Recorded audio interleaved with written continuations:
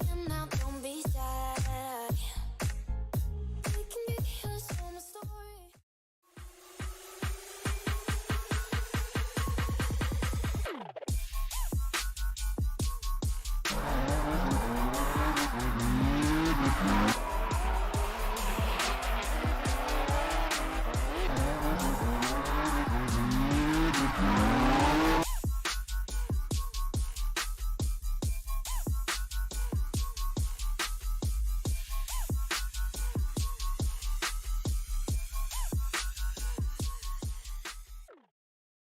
Just you and me, let's escape, girl, tonight.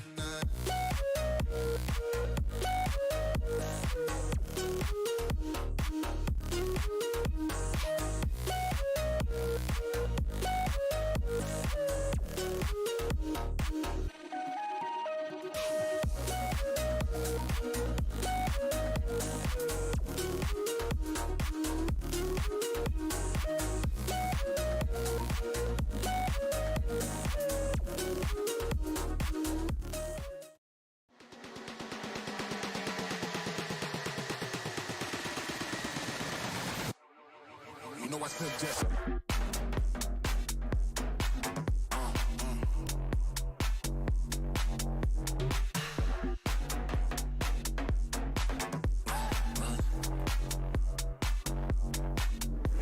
Just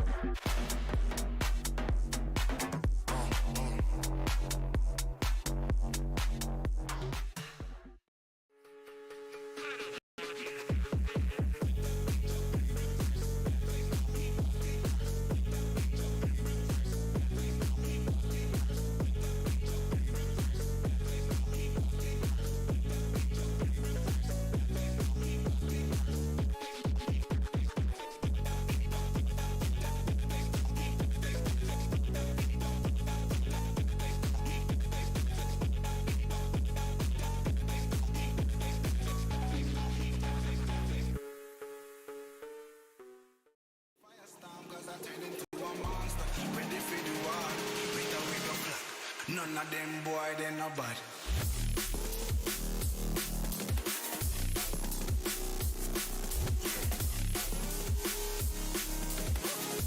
None of them boy, they no bad.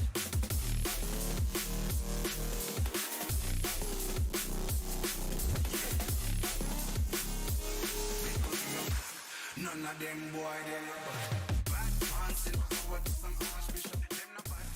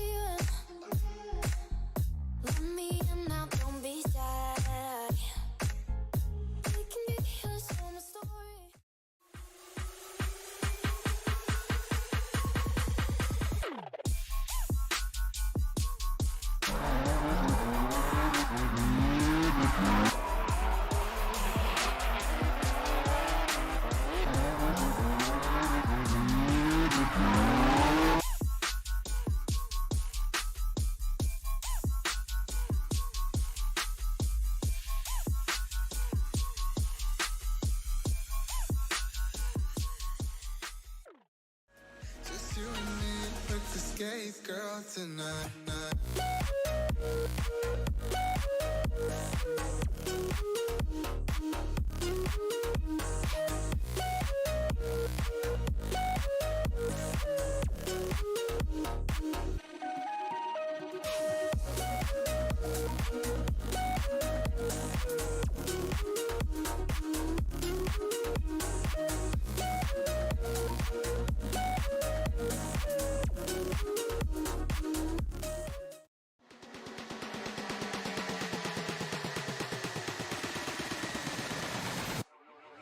You know I suggest.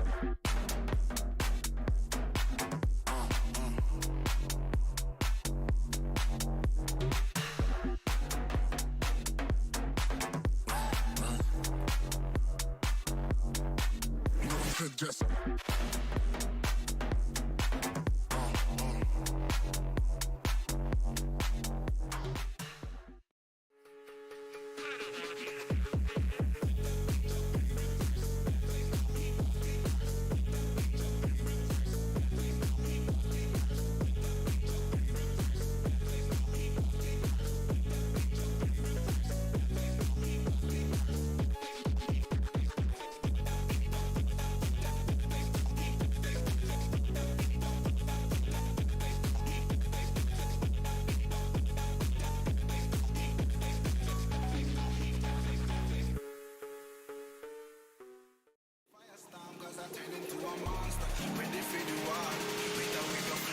None of them boy, they no bad.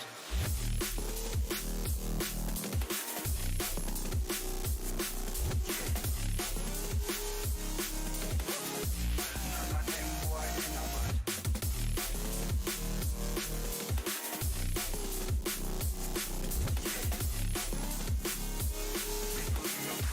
None of them boy, they no bad. Bad man, still forward to some archbishop. Them no bad.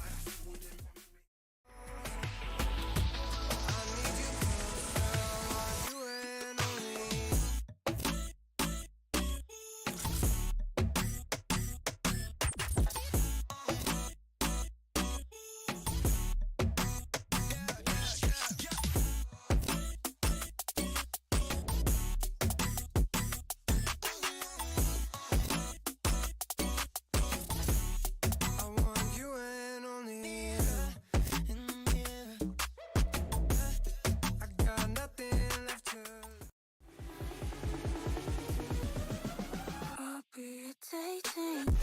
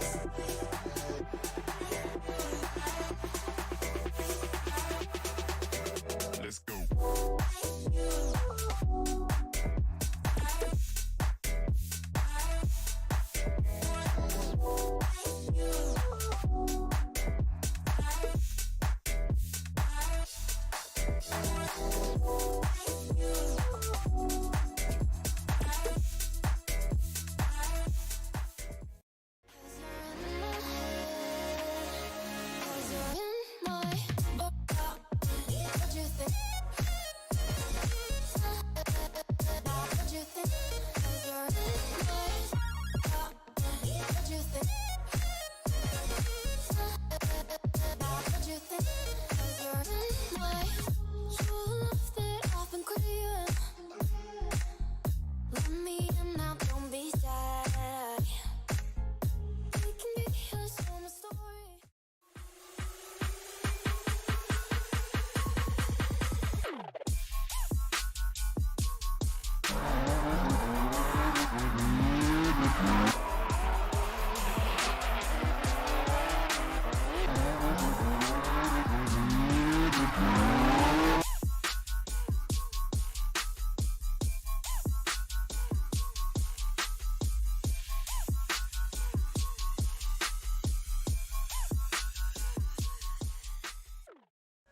Just you and me, Thirteenth girl tonight.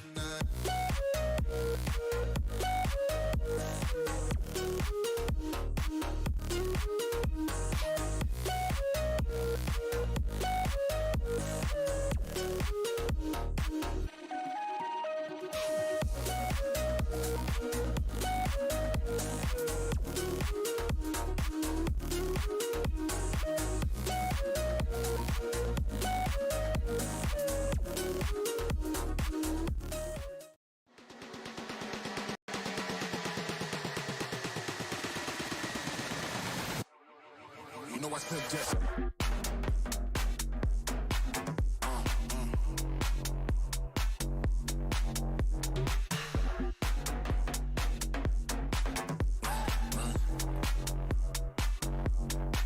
You know I suggest.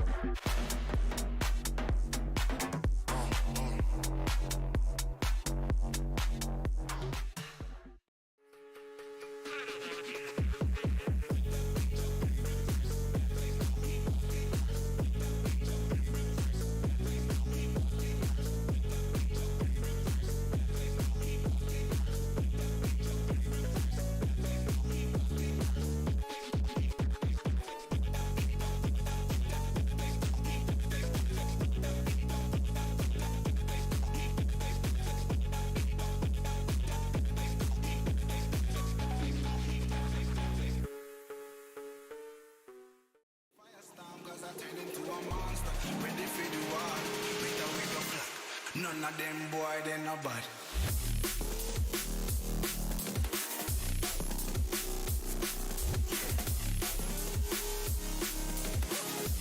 None of them boy, they no bad.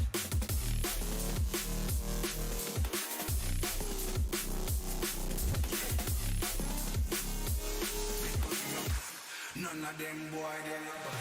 Bad pants in power to some archbishop. Them no bad.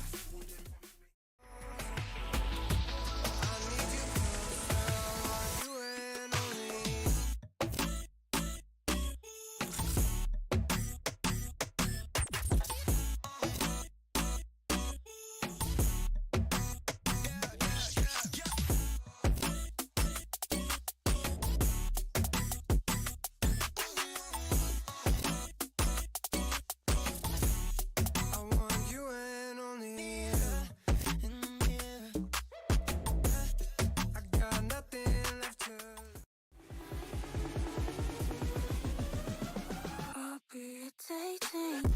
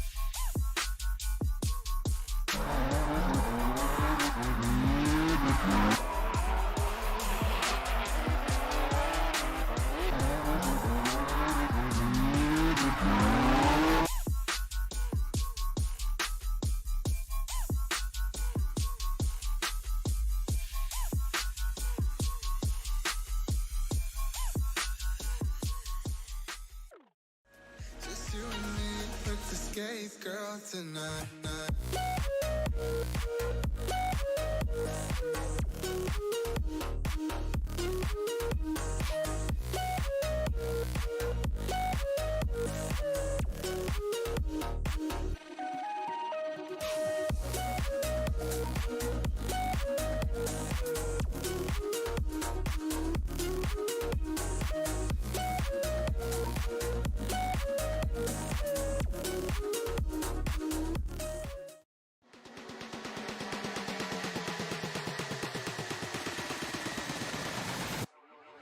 You know I suggest.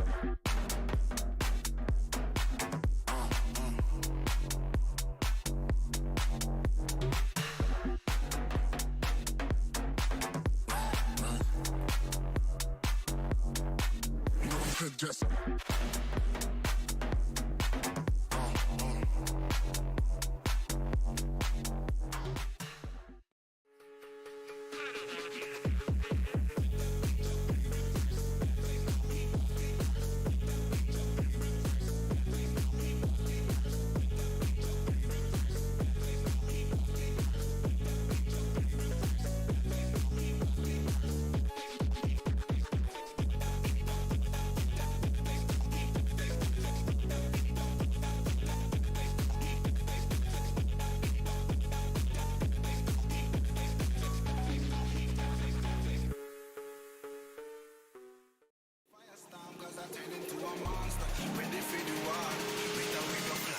None of them boy, they no bad. None of them boy, they no bad.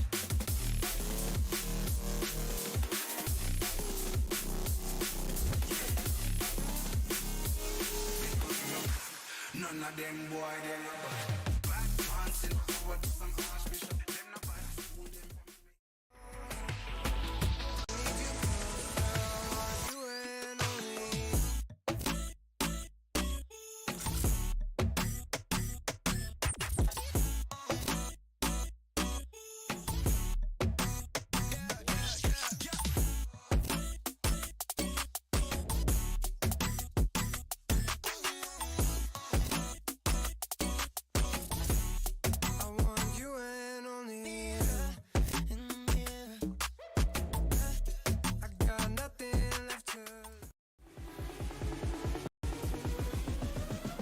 I'll be dating.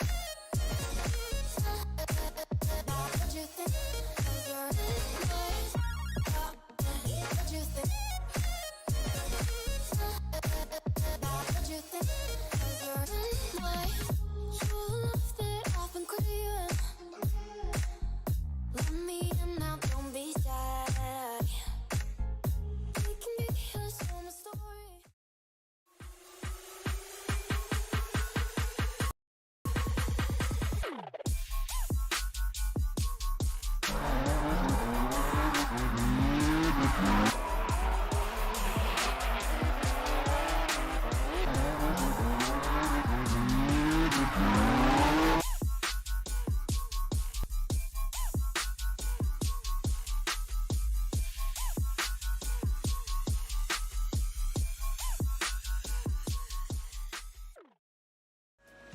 you and me, let's escape, girl, tonight.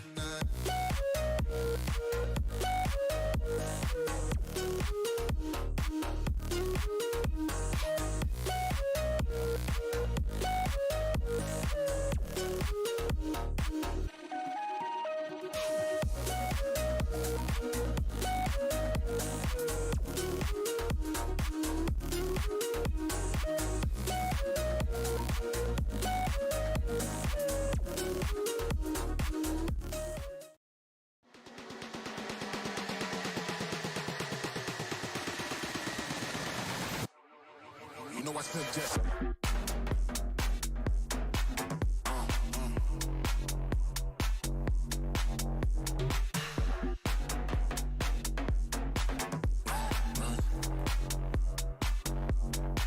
You know I suggest.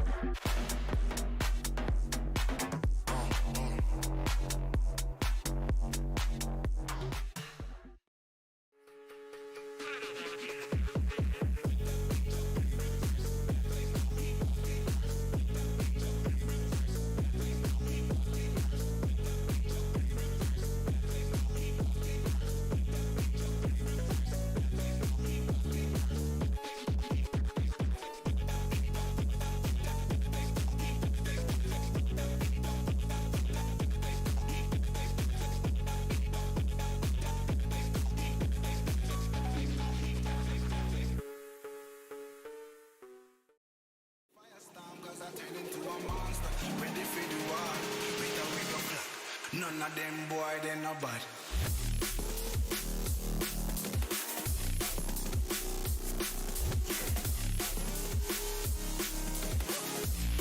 of them boy, they no bad.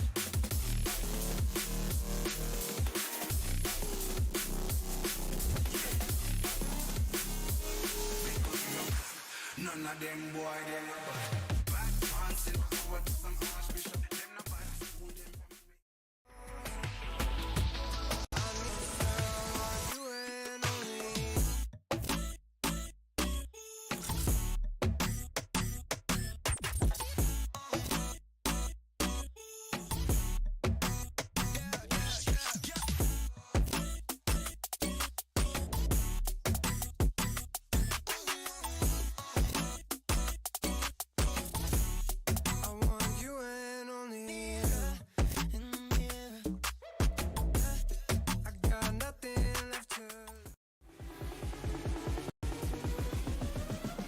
I'll be dating.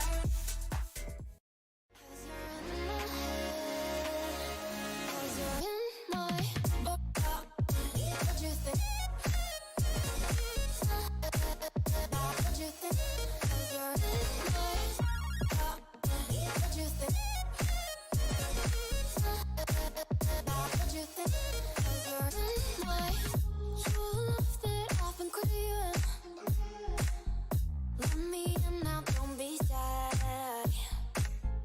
We can be your summer story.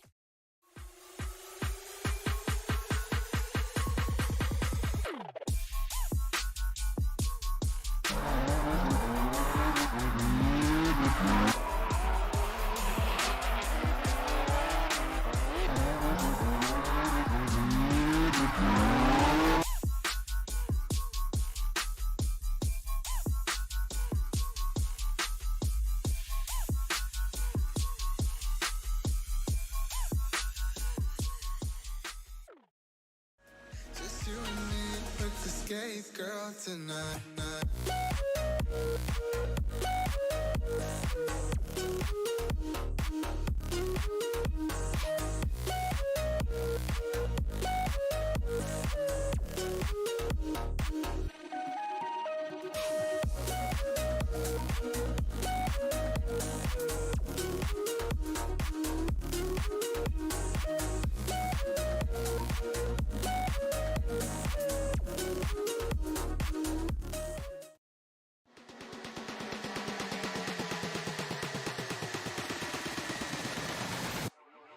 You know I suggest.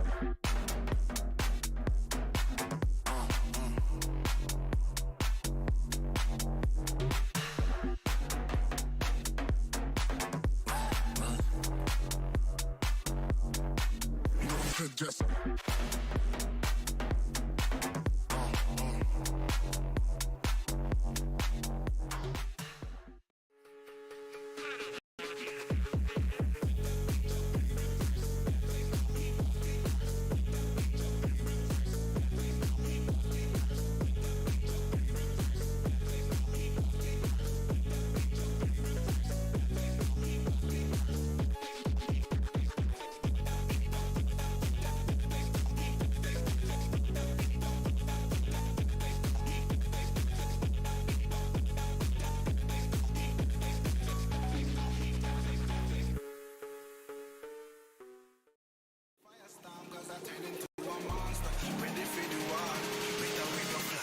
None of them boy, they no bad.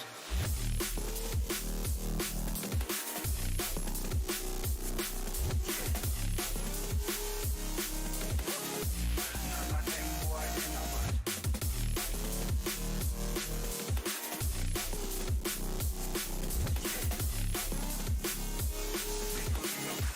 None of them boy, they no bad.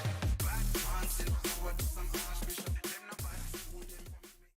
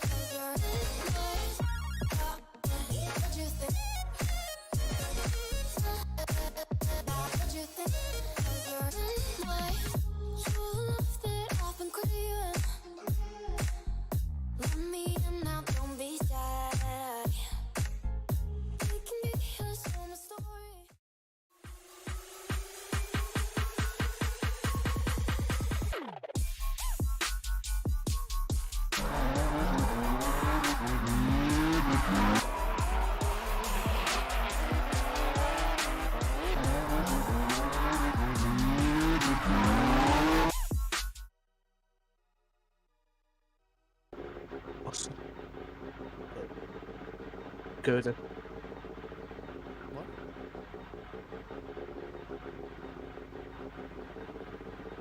Alrighty, ladies and gentlemen, welcome to the second round of SVDS. Beautiful field of drivers showing up today. My name is Austin. I'm your commentator for this second round as Ian has stepped up. But we still have a familiar face here. We still have Alex here. Why don't you introduce yourself, buddy? Hey guys, how you doing? Today we are at the round 2 of the Scottish Virtual Drift Series. Our first battle here is going to be Connor Falvey in the lead and Aaron Heyman in the chase. Connor Falvey being a very proven IDC driver, being a wild card at DMEC Mondello, piloting the RBS15, and Aaron Heyman being the founder / owner of TSF, the team. And yeah, two very good looking cars here on the start line. And yeah, you can see all the cars in the gridding area. You can see peeking around the corner Adam Zaleski, which is going to be a very interesting. And we're off. And they're off here. We have Connor Falvey in the lead, Aaron Heyman in the chase. Connor Falvey in his S15. They're going to be rolling up to the line. A big flick initiation we're going to be seeing from Connor Falvey. Coming up into the bank. Beautiful job in that lead position. Running the outside line beautifully is Connor Falvey with Aaron Heyman right on the door into that next outside clip. Coming into the decel zone. How are these drivers faring? Heyman trying to keep that proximity, but falls off of Falvey's door quite a bit. Falvey coming into this outside zone in the transition here, looking like he's running a very solid lead line with Heyman just trying to keep up, running that outside line as deep as possible as Falvey, with Heyman going a little bit too inside, trying to get a bit too aggressive, it looks like. Falvey coming around for the last section of the course. Beautiful job of that outside clip. Running up the bank, let's see how they fare. Heyman just trying to build that proximity, but can't seem to find it. Finishing out the run, though, to these two drivers. A beautiful first run. What are you thinking, Alex? How do you feel about it so far? It was a very good battle between these two for the first battle of the night. Connor Falvey running that nice lead line. Aaron Heyman being there, but he seems like he's struggling with that 370Z. It seems like that S15 is pulling away a bit at the end there. It leaves a bit of a gap there, and I think Connor Falvey needs to push it here to really prove himself. For sure. Well, we're going to be getting ready to send him for the second half of the battle, and here we go. Aaron Heyman in the lead position now, with Connor Falvey swapping it around, going for the chase position here. Heyman ready to flick it in here. Big initiation coming into the outside clip. Looks like he was pretty deep into it, going for a shallow line on that first outside wall. Connor Falvey to go wide, thinking that he was also going to go wide, but Heyman throwing him off, coming into the decel zone. Falvey going to be trying to gain that proximity, trying to find it here, cutting off his line, trying to gain it back. Heyman going a little bit too wide through that transition. Heyman just trying to put down a solid lead line. Falvey just trying to deal with any mistakes that might happen in the lead, as the chase driver should. He is just trying to keep that proximity here, coming into this the outside clip. Onto the final bank. How are they going to deal with it? Heyman looking really solid up on that wall. Falvey gaining the proximity, finishing out the run. Very strong are both of these guys. Alex, which way do you think it's leading so far? I don't know on this one, because you see Aaron Heyman on the first coming time around the bank, he did take shallow angle and go on an inside line, where the judges want to see you on the higher angle on the outside line. So really, Aaron Heyman did really cut the corner there and was trying to run away from Connor Falvey there, and that's how he got that big gap in between them two.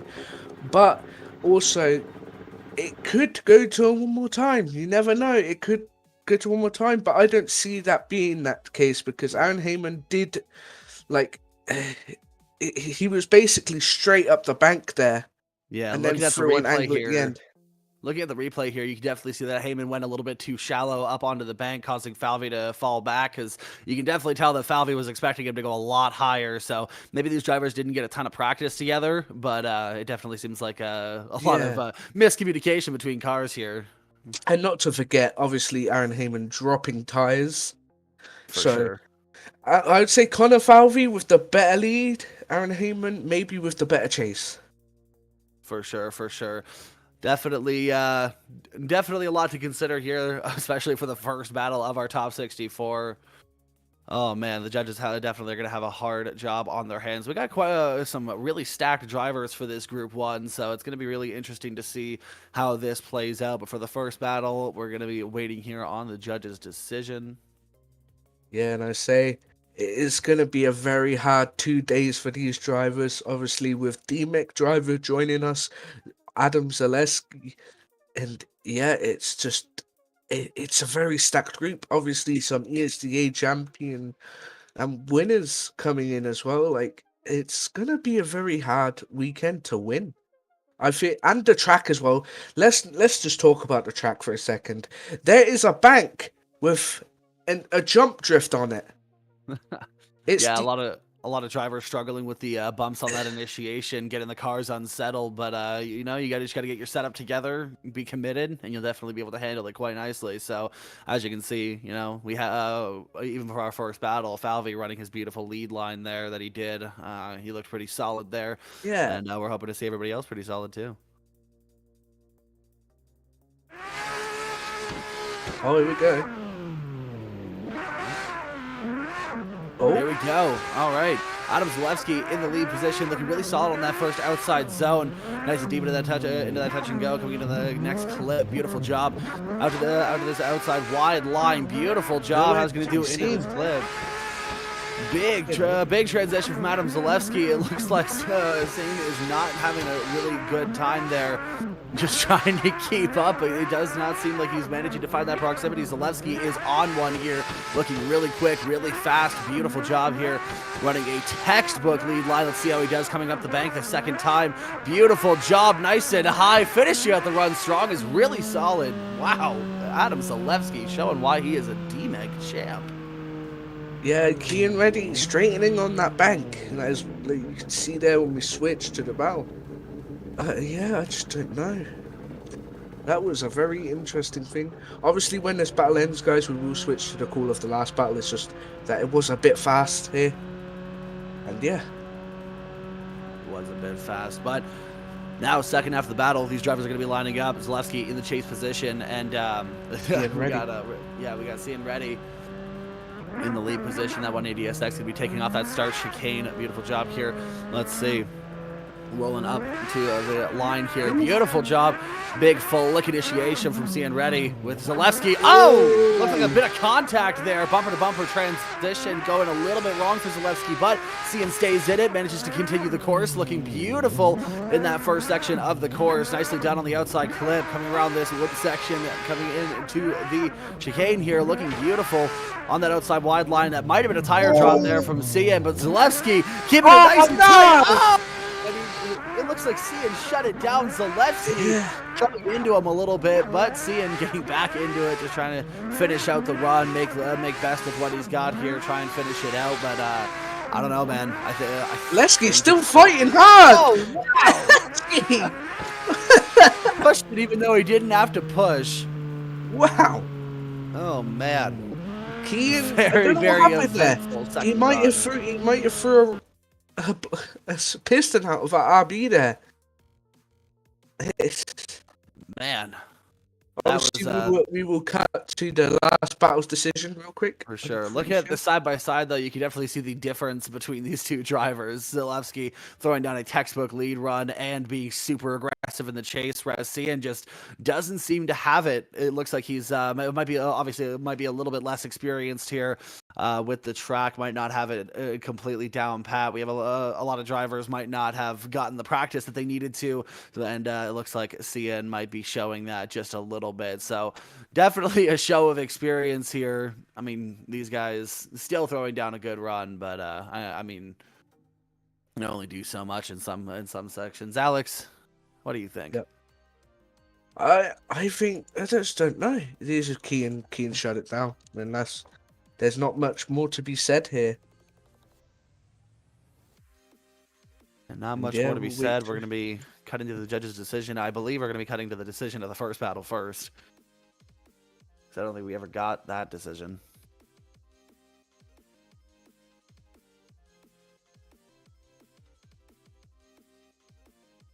So, yeah. Well, a phenomenal start so far to the second round of SVDS. Beautiful, beautiful battles here so far. Falvey and Heyman throwing down a really good battle. Now Zalewski showing what a DMEC driver can do on the sim. Just beautiful jobs all around to everybody already. And this is only Group 1, ladies and gentlemen. It's only going to get better from here.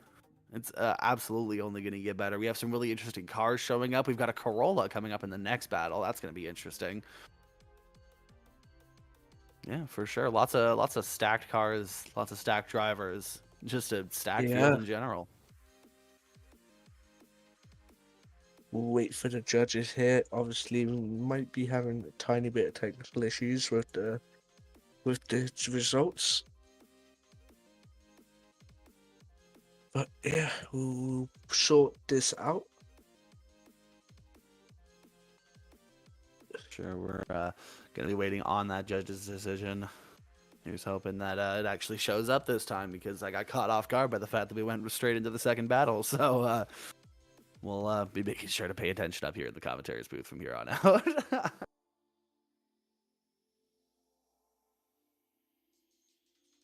Man, definitely exciting so far. Hope everybody is enjoying themselves back at home, watching the series from their homes, from their computers. Hope everybody's having a great time. And I hope we don't disappoint. And just watching this side.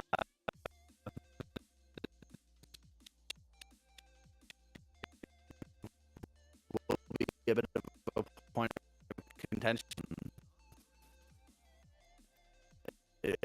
Where the judge is probably going to be looking at that to decide who was that run.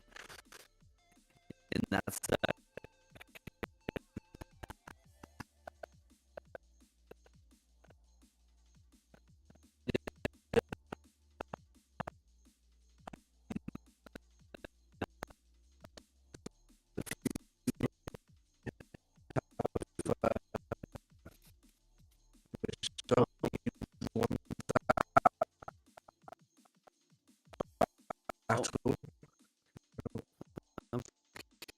okay.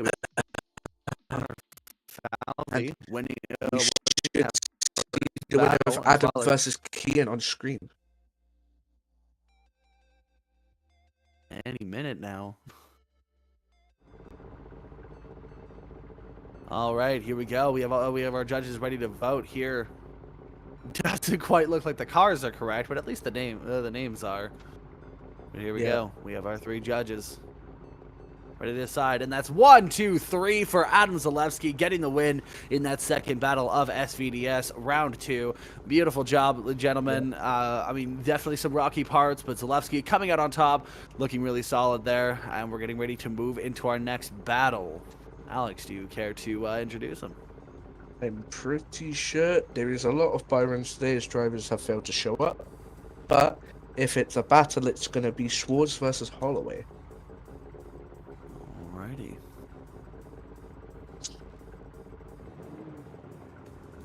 But Okay. we never know. Yes, I'm pretty sure. Yeah, we have a lot of drivers who didn't manage to make the cut tonight, couldn't had their own reasons for not managing to show up, which is, I mean, it's a virtual competition, so that's perfectly okay, but it does create a little bit of roughness on our end. Oh, and here we go. We have the battle between, I believe that's Harvey Goodall in that 350Z, as well as Grigori Andreev in that Ferrari 599. Beautiful vehicles here. Very crazy vehicles. This is the beauty of the sim. Who else do you know that would take a Ferrari to Driftland? That is crazy. But Driftland, a very exciting track, and it's going to be even more exciting to see a Ferrari go sideways around it. So we have Harvey Goodall in the lead and Grigori Andreev in the chase, getting ready to send him. Let's see. We're going to have the light tree getting ready to 3, 2, 1 him. Get him ready to count down. Yeah, it's going to be interesting. Harvey Goodall being an 8-year-old. Yeah, that is true. Harvey Goodall is an 8-year-old, so it's going to be interesting to see what he can pull off here. We get rolling up to the initiation. Here we go. Big flick from Harvey Goodall, looking really solid on that first outside zone with Andreev right up there, just trying to gain that proximity. Big angle from Goodall, but had to reel some of it out with Andreev, just trying to gain that proximity. Manages to find it coming into that second clip, coming into the decel zone. Goodall a little bit shallow on that outside clip with Andreev capitalizing on it, trying to gain that proximity. Beautiful job, door to door, rubbing tires here. Goodall looking really solid on that outside zone. Nice snappy transition to that 350Z with Andreev just keeping it with him, mirroring him on the white line. Man, these are robots on track right now, ladies and gentlemen. Not very many mistakes coming through here. Nice and deep on that outside zone. Let's see how they do on the second way around the bank. Nice and high is Goodall, looking really good with Andreev right in there on the chase. Beautiful job. Wow, that was a battle, ladies and gentlemen. Holy, Alex, what are your thoughts? That has blew up the reality. To say that is an 8-year-old driving that 350Z is absolutely insane. That he just exceeded everyone's expectations right there. I think with Harvey's age, not many people think that he's going to be doing that well, but he just showed everyone up. He just proved his point, and we're about to see in the second half of this battle here. We're going to see how he does here. Harvey Goodall now swapping to the chase. Let's see how this 8-year-old manages. I mean, this is going to be a crazy battle. Andreev in the lead position, flicking nice and early, looking really solid on that outside clip. With Goodall just trying to keep that proximity. Manages to find it coming into the outside zone. Holy crap, look at the 8-year-old go. He's right on the door into that outside clip, coming into the decel zone. Andreev looking really solid. Big angle with Goodall just trying to keep that proximity, cutting the line just a little bit, trying to get up onto the door. Andreev looking really solid on that outside clip through the transition. Beautiful, snappy transition. Goodall just trying to keep that proximity with him, looking like he's cutting just the line just a little bit, slowing up his transitions, just trying to gain that speed. But it looks like that Ferrari just has a ton of grip, pulling away from Goodall just a little bit, coming up to the bank. Let's see how he does. Andreev looking really solid, coming up to the wide line. Goodall just not quite keeping the pace. Finishing out the run strong, though. Beautiful job. I mean, hey, you know what? For an 8-year-old, I mean, what were you doing when you were 8 years old there, Alex? I know that I was probably eating sand in a sandbox somewhere, so this is pretty impressive. I'll tell you exactly what I was doing. I was playing with Legos, making fairground rides. So, right? So for 8 years old, this is a pretty impressive performance. Now, if I was a judge, I'd probably be saying this is leaning towards more towards Andreev, but I'm not a judge, so we'll have to see how the judges handle this decision. But Goodall putting up one hell of a fight. Look at this side-by-side replay. You get to see just how crazy that lead run was from Goodall with Andreev. Yes. Going down one hell of a chase run. I mean, look at that. He was all over the door of Harvey Goodall. Harvey, though, running a pretty solid chase run himself, maybe falling back in the second half of the course, but definitely giving it his all. Nice and aggressive. Beautiful job from that 8-year-old driver. And I think we have a decision. Do we have a decision? From the all judges. right, well, we're going to be waiting for that to show up on the screen. If it's going to show up on the screen. Here we go. Harvey Goodall versus Grigory Andreev. Let's see. Oh. And we have two. Harvey Goodall. We have three. We have three. All three judges say Harvey Goodall. Harvey Goodall has defeated Grigory Andreev in that 599X Evo. Maybe the judges saw something that we didn't see. We're not judges, so... For sure, we're not judges. That was... Wow, that was impressive. Yeah, that is very impressive there from Harvey Goodall. Sadly, we will see Grigory Andreev not make it to the top 32, but next battle, I think it might be a Byron from this Corolla here. Alrighty, well, just for some information, this is Anthony Taylor in his Corolla, beautiful replica of, no, we have a William Holloway doing a buy run. William Holloway doing a buy run in that Mazda Trix KMR MX-5. I think it's looking really crazy. Yeah, it's so like, it's not very long, but it's very, very wide. We have some reasoning from the judges. Arctic sending me some reasoning. The reason being for the win of Harvey Goodall was that the 599 was too fast on the entry. There was a 50-mile-per-hour roll up to the line, and the Ferrari was going too fast, so he might have been disqualified for that. So Goodall getting a lucky break, getting into the top 16. I mean, an 8-year-old getting into the top 16. That is crazy. Top 32. Or top It's 32, my bad. I forgot it's the top 64. Which, I'm new if to you want to this. watch the top 32 tomorrow, today is where we're going to be seeing who gets into the top 32. But remember, tomorrow is the top 32 all the way down to the final, and that is going to be insane. And that, if you miss that, you're going to regret it, because that is going to be one of the best, most action-packed top 32s that we have ever had out of the 2 rounds. And yeah, Anthony Taylor doing a nice run here, as is Byron testing out that new GR Corolla. And And beautiful yeah, job while he's at it too. beautiful car. Looking like a really solid run. And for a buy run, it's a pretty good run, pretty put together. Yeah, Maybe a little bit being a shallow part there, of but Team Excellence there with that livery excellent by livery. Shock. Shock Designs doing a lot of liveries there on the field. He's getting more well known in the community as a really talented livery maker. Fun fact, he did mine too. Yeah, fun fact, if you want a livery, you can go to Violent D today on your real car. So, if you're looking for a livery on your real car, you can go to one of our sponsors, Violent D. And yeah, he does liveries, I'm pretty sure, in real life. And yeah, you could get your car wrapped, your professional drift car wrapped. And yeah, I think since not a lot of people have turned up for this first group, I think we are going to be moving on to a second group here. Oh, is that the end of the first group? That's crazy. Okay, so we're going to have a quick ad break for a restart, and we'll be right back with you.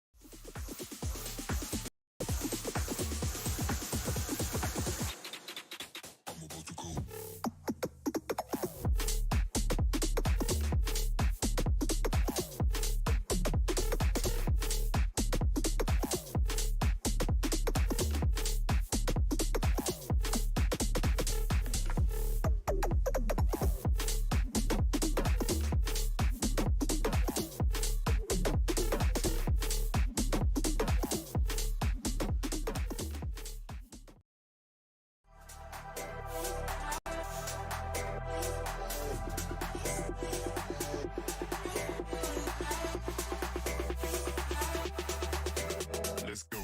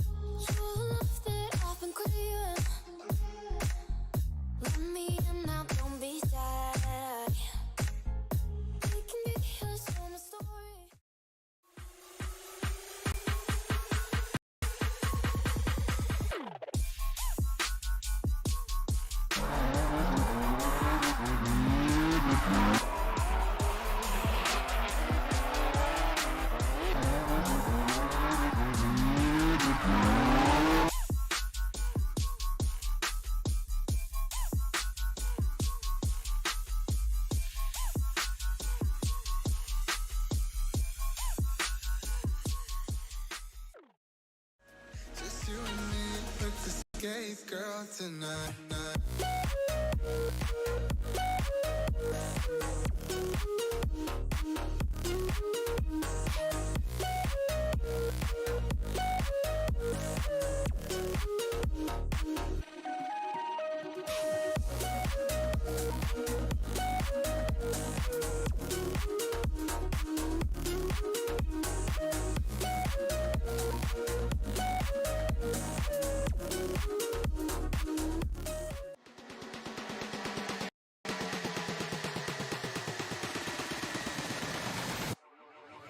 I suggest.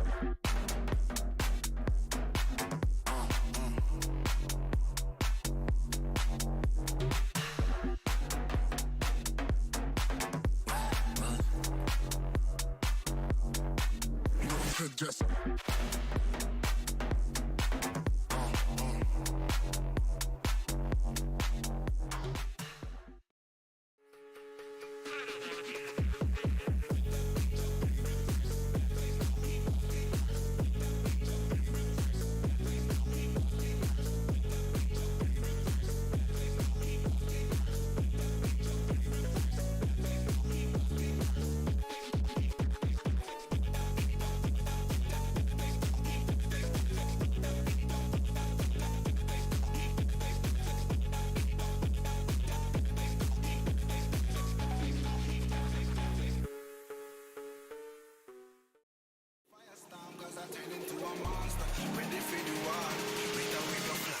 None of them boy, they no bad.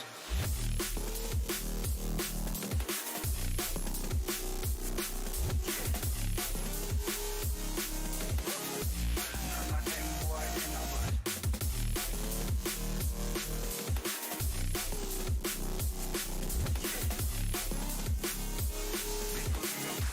None of them boy, they no bad. Bad pants in power to some archbishop. Them no bad. Fool them.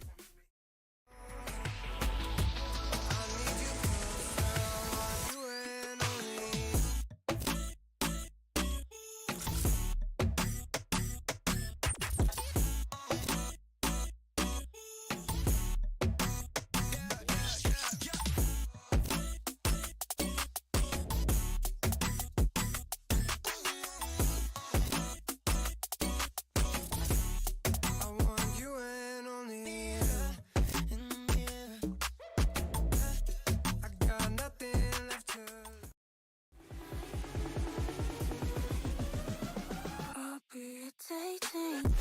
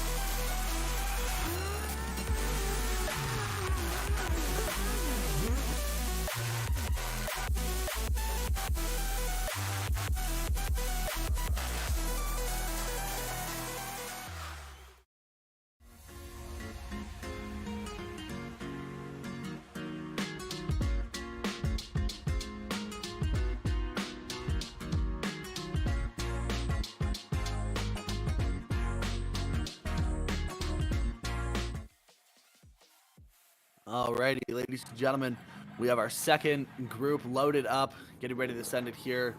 Lining up, I believe we have Lucas Martins and Sam Hudson, two very phenomenal drivers, two very interesting vehicles. I believe Martins is driving the Chaser from the VDC pack. Is that correct? He's not Alex? here. Oh, he's not here. So Sam Hudson is going to be used doing a buy run, I'm pretty sure. Unless Stevens...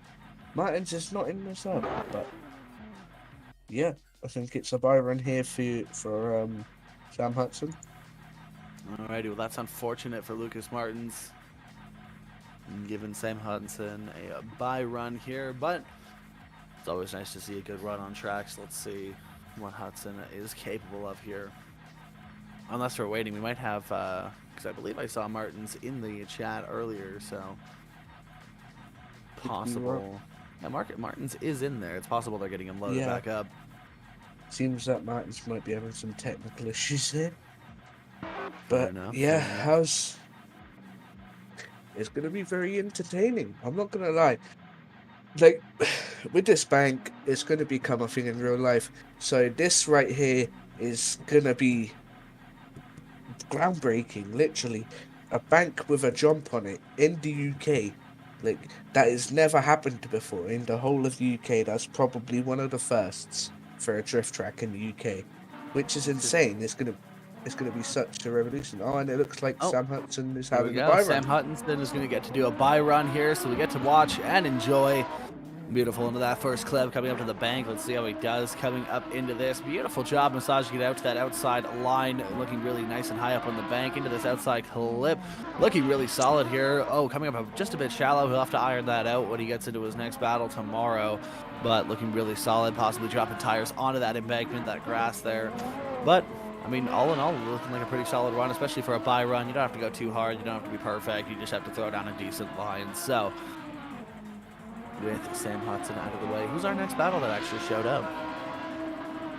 I think it will be Nathan Vieira versus David McKeever. Nathan Vieira being in that E93 Cabriolet. David McKeever driving, I believe, a GT86. In that CDT GT86. Yep, there you go. They're both at the line already.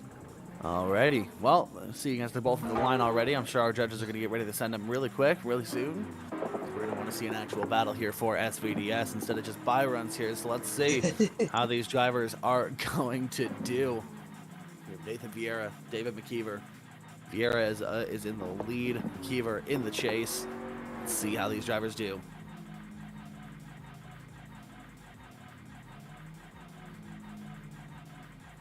Alrighty. Judges gonna be getting ready to send them here. And they're off. Nathan Vieira in the lead position in that E93. David McKeever chasing it really nice and tightly behind him.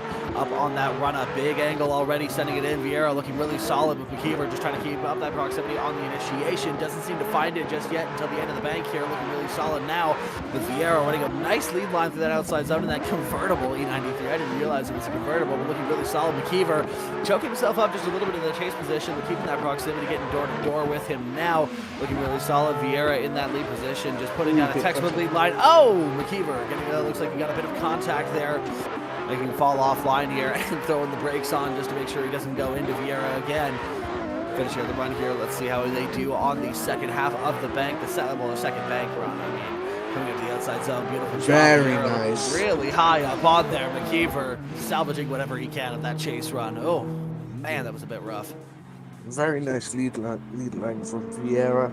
David McKeever a bit wobbly in the chase, but he could make it up with his lead run here, and you never know what Nathan could do. Alrighty, well, we're going to be rotating him around. McKeever now in the lead in that GT86 with Vieira in his E93. Such a cool build. You get a lot of very cool builds here, but rolling up to the line here now, getting ready to send him. Vieira looking really solid in the chase with McKeever, throwing down a beautiful initiation, coming up to the bank. Let's see how he does. Throwing quite a bit of angle, getting up to the... Oh, and he goes into the wall. Oh, we were bound to see one eventually, and it looks like McKeever showing us the first time what can happen if you go a little bit too hard into that wall. But continuing the run out like a champion, he's going to be finishing out the run, trying to do the best he can with Vieira doing a beautiful job in chase. Oh, and just as I say it, looks like he's going to rotate quite a bit. But that'll be the judges will have to decide it real quick whether or not Vieira was already. I guess the run might have already been over if McKeever zeroed out on the bank. But if he didn't, then that could be on Vieira. But finishing out, let's see the second bank run, looking beautiful. Up on the wall is McKeever with Vieira a bit sloppy in the chase, but keeping the proximity there and finishing out the run strong. Man, Alex, what do we think? Because I feel like this could go one of two ways. I feel like that bank that hit on the... I feel like Nathan hit him on the bank. If you look at the right side here, you see Nathan Vieira dive in, and then I don't know. It looks like lag, but it doesn't at the same time. See, from what I can tell, it looks like McKeever went into the bank on his own McKeever merit. just hit. Yeah, that's what it looks like. That like it looks like he sent it in too fast. That's why he was angled up so hard. Yeah, so that would be on. Not to mention dropping a tire there on that white line. But yeah, I think it will go Vieira's way if the judges don't catch something else. But I'm not a judge, so don't take me serious. We're just here to offer some advice. Oh, but here we go. Nathan Vieira, David McKeever. Let's see what the judges think. who is going to come out on top and move into our top 32. That's one judge for Nathan Vieira, two judges, another third one going OMT. But the majority says Nathan Vieira is going to take the win and move into our top 32 tomorrow. So we're going to be able to see that gorgeous convertible going into tomorrow's competition. So up next, I believe we have. Do we have both of our drivers from the next battle? Sadowskis for a Byron, I'm pretty sure. Yep. Here we Who's go. our next battle? Sadowskis for a Byron. We're getting Sadowskis for a buy run here. Rolling up. Let's see how he does here. Big initiation from him. Looking really solid. Sadowskis throwing down a pretty solid lineup onto the bank, coming into the outside zone. Beautiful job. Looking really solid here into this next clip. So he fares onto the transition. Nicely done. Big angle. Nice snap. Just showing us just how to run this track quite nicely. Looking pretty solid coming into the outside section of that clip. Nice transition. Maybe a little bit slow to rotate. He'll have to clean that up for his next battle. But honestly, looking pretty textbook so far. Love watching these OMTs. You get to see drivers just get a nice little practice run in. Not go too hard, but throw down a pretty good line anyways. Looking pretty good coming up the bank. Maybe a little bit of wavering, but finishing up the run strong is Adrius Sadowskis. Man, some of these European names, I will admit, I have a bit of trouble pronouncing, but we try our best. We try our best. Next battle will be a banger of a battle. Jordan Fry versus Cameron Mustard. Oh, now, Cameron Mustard driving an R32, an R32. Yeah, it's an R32.3. You do not see. It's an R32. Yeah, it's an R32.3. No, it's just an R32. No, it's an R32. It's just an R32. Okay. It's got light bars on the front. I guess I'm bad. Oh, light bars. Okay, gotcha. Alrighty, well, here we go. Jordan Fry in that lead position with Cameron Mustard in the chase position. Fry going for a big stylish entry. Lots of angle on the flick in there. But really solid going up the bank. Nice. Mustard just trying to keep that proximity. Looking really solid. Beautiful job so far. Mustard just trying to find that proximity. Whoa! What a transition from Cameron. Transition. Absolutely beautiful. Fry looking really solid in that lead position. Lead run. Mustard showing us what a good chase run looks like. Mustard with the absolutely tight door glued to him. We'll bust out the Gorilla Glue today because these guys are stuck to each other. Fry throwing down a textbook lead run for Mustard to keep to prioritize and get that chase run. And beautiful job, Alex. What are we thinking about that one? Textbook from both drivers here.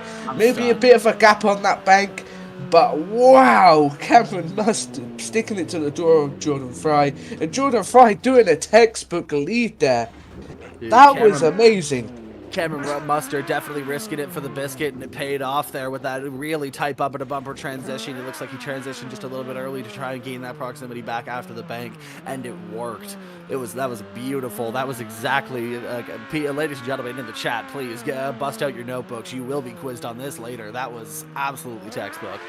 Alrighty, second half of the battle, Cameron Mustard. Let's see how he. We already saw him put down a really good job in the chase. Let's see how he does in the lead. Cameron Mustard, a big flick initiation, looking really solid, coming up to the bank through the decel zone. Oh, Fry gets nice and close. Oh, and there's contact. Oh man, you hate to see it. You hate to see it, but yeah, it looks like Fry's struggling. Mustard was a bit wide there, I will say. Mustard was a bit wide, but the judges will have to determine whose fault that was. It's not ours to determine, but we'll have to see the side-by-side or the replay at least. He get a little bit more analytical with it. Cameron's still sending it around the track. Still sending down a lead run. I mean, if this was real life, that car probably would be broken and rolling off the track right now. But this is The Sims, so you still get to see him throw down a good run. And on the wall. Throwing it around that bank, very nice. Absolutely beautiful.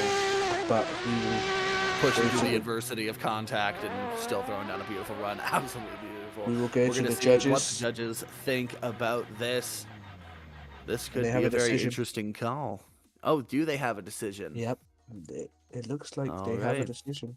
Let's see. So we're going to be cutting over to the voting screen. We're going to see what the judges think about that contact and who takes the win.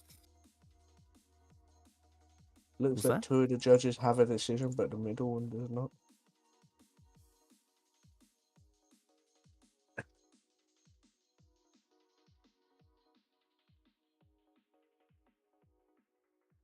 Ready. Looks like the judges are looking at a replay, so they will be checking whose fault that contact is. And don't say we don't analyze. Our judge is looking at the replays right now, just trying to determine who was at fault for that contact. Was it Fry being too aggressive, or was it Mustard still slowing down? Who knows? But with this side-by-side, we get a chance to see that beautiful chase run from Mustard again. Man, this is a really good run. This is a treat to watch. Fry. This transition was really amazing. Solid. That was the transition that gave him that proximity through the rest of the run. He was falling back a little bit on the bank, but managed to find it through that transition. Like I said, he risked it for the biscuit, and they came out perfect. Keep in mind, Mustard has only practiced for an hour today on this track. He has not been driving this track a week like he should have, really. He has only had an hour of practice. So to pull that off in an hour's practice, that is amazing. Yeah.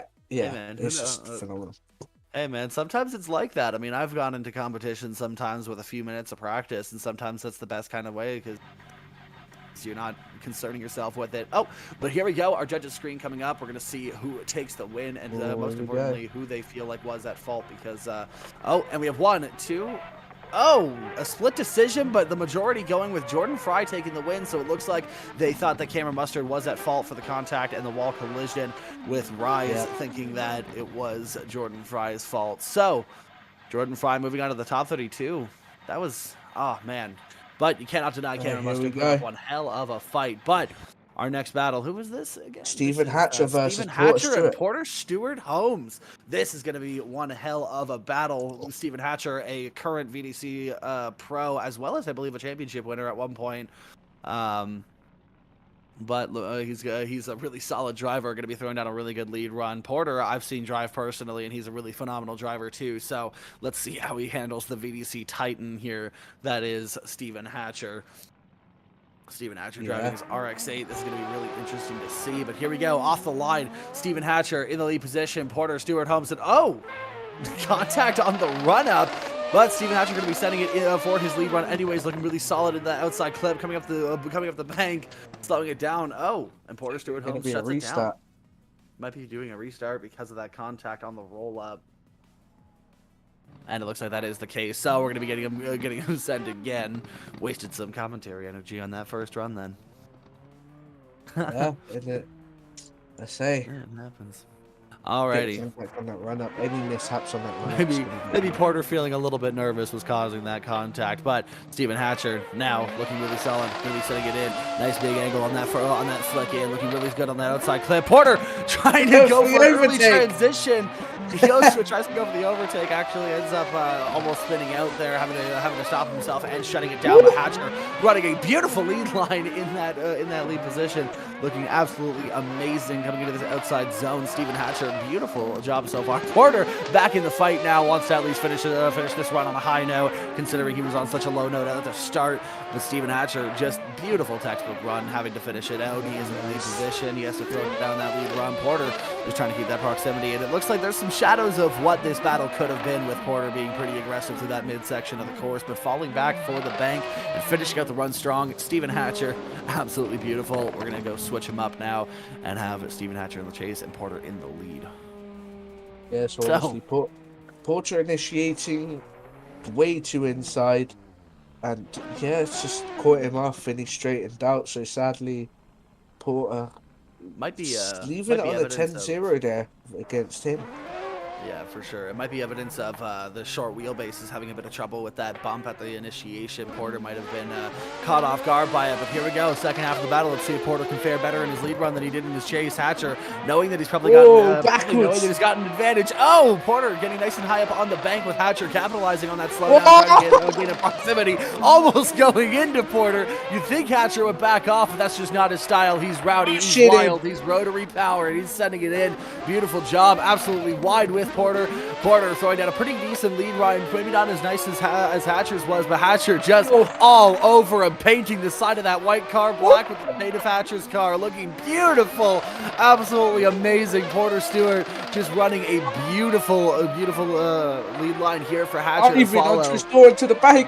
Man, Hatcher is just all over him. He said, "I'm just gonna make sure. I'm just gonna bank this. I'm just gonna take all that money and I'm gonna bank this. I'm just gonna Yeah.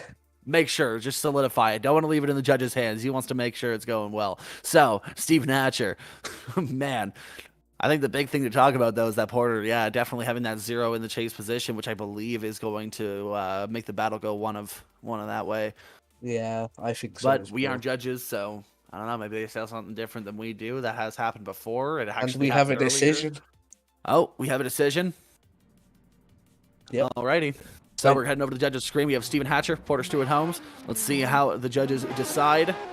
Swipe him left for Stephen Hatcher. Swipe him right for Porter Stewart Holmes. We have it one more time, and 2 votes for Stephen Hatcher. Very nice there. Stephen Hatcher gets the win, moves on to the top 32. And yet, Porter Stewart will be knocked out. And here we go. We will have...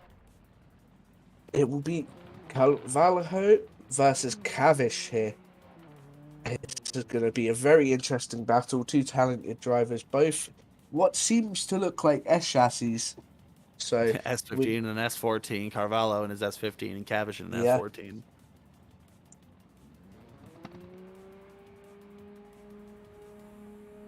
Alrighty, getting ready to send him here for their first run of this battle here. Carvalho, Cavish, let's see how they do. Judge is going to be getting ready to send him off here. Here we go. Carvalho in the lead, Cavish in the chase, S15, S14, S chassis all around. Here we go. Big initiation here from Carvalho, looking really solid in that first outside zone. Cavish is trying to keep that proximity. Carvalho throwing a bit too much angle than he probably should have, not quite getting up as deep as he would have wanted to onto that first outside zone into the first clip. Looking really solid. Cavish is trying to capitalize, trying to gain that proximity in the chase position, just trying to get up onto the door, and he finally finds it here with Carvalho running a really good lead run. Maybe not quite as nice as it should be, but Cavish having a little bit of a hiccup there, but managing to find that proximity still, coming around the outside line here. Going to be trying to get into this outside touch and go. Big transition. Beautiful job. Cavish just trying to keep that proximity, coming up the bank for the second time here. Carvalho, will he be able to get higher than he did before? Looks like he just misses the mark with Cavish falling back just a little bit before the end of the run, but a decently solid run between both drivers. Do you Carvalho put all the grip in that S15. No kidding. Cavish had a hard time picking up with him there. Yeah. But I think it did fire back on Carvalho a little bit with him just kind of getting edged out of that outside zone on the bank both times. So let's see how they do in the second half. Yeah, I think we might see a really good chase here or a really bad chase. You never know. Right. Alrighty. Well, Cavish in the lead now with Carvalho in the chase position. Let's see. Nice and close on the first clip. Coming into the outside zone. Oh, beautiful. Big lunge from Carvalho. Just trying to get onto the door of Cavish, but actually ends up falling back a little bit because of the braking he had to do. But Cavish running a beautiful lead line so far.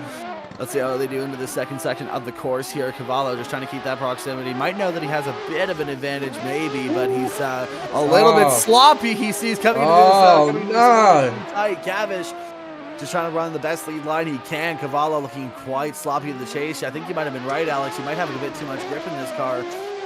Yeah. Looks like he's having a bit of issues staying behind Cavish, and when he does, it seems like he gets ripped up. Cavish running a beautiful line out there, but making a big correction there towards the end of that.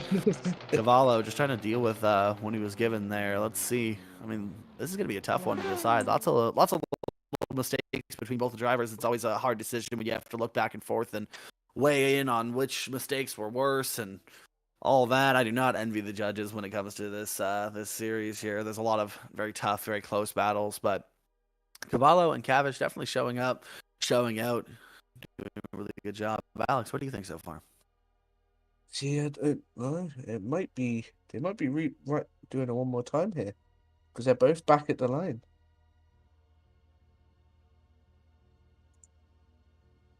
Are they both back at the line? Yeah, they're both back at the line. They're both back at the line. Ooh, So they might be having a one more time here. Oh, no. The judges are getting decisions in. And the judges do have a decision. It seems that they're that eager to go one more time. The drivers are like, just so yeah, one eager. more time, one more They're time. already Yeah, come on. lined But yeah, we will see the result. The result here in just a moment. One of the judges is going to say about the various little mistakes that happened in this run. But here we go. Cavallo and Cavish. Let's see what the judges think. Swipe them left for Carvalho. Swipe them right for Cavish. That's 1, 2. 2, and maybe a third. Still waiting for a 3. But Kogan gets the win either way, even if it is. Yeah, that is 2 judges for Cavish, so he is going to be moving on to that top 32, as well as we have a third judge weighing in. That is unanimously. Cavish is going to be going on to that top 32 tomorrow. Cavallo definitely throwing up a really good fight. He probably would have had it if he didn't mess up in the chase. Ryan Corbett versus Tom Edgecombe.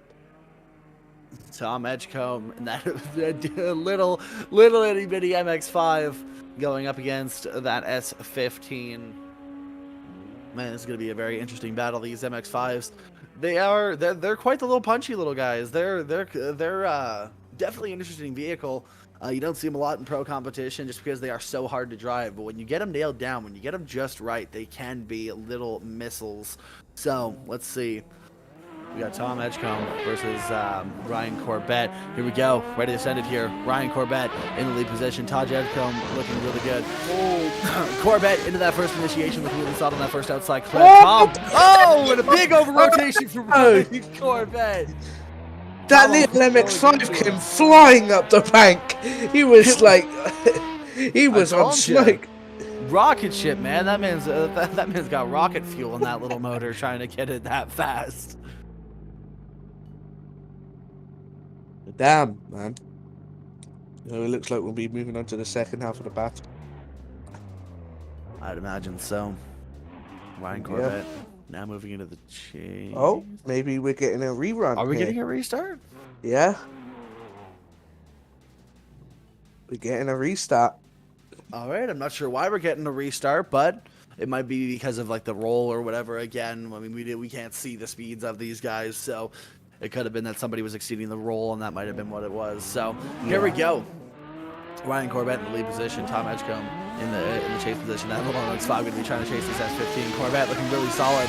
Big flick into the first outside zone. Not a ton of angle here. Understeering going up into the wall, and Tom going up into the wall. Oh no! The little MX-5 is dead. Oh, and Corbett fails to complete his run, so that is a 0-0.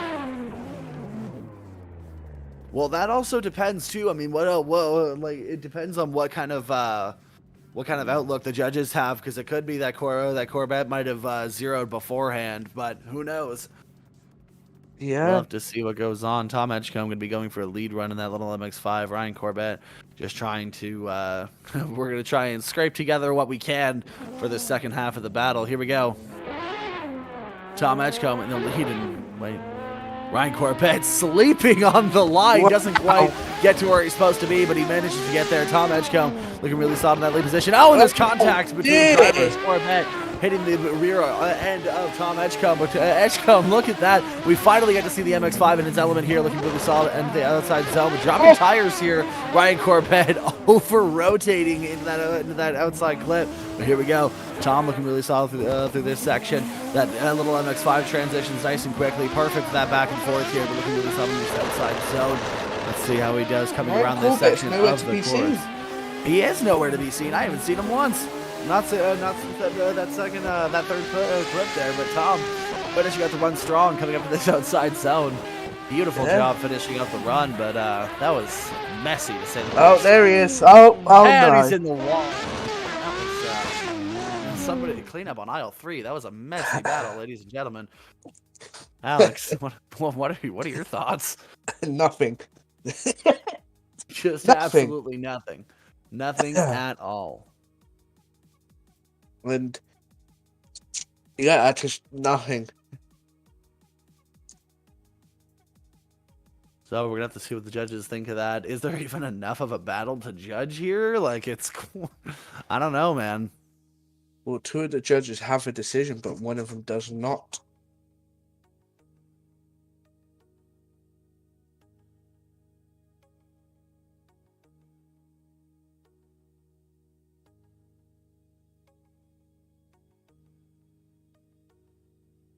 Yeah, it's just very messy.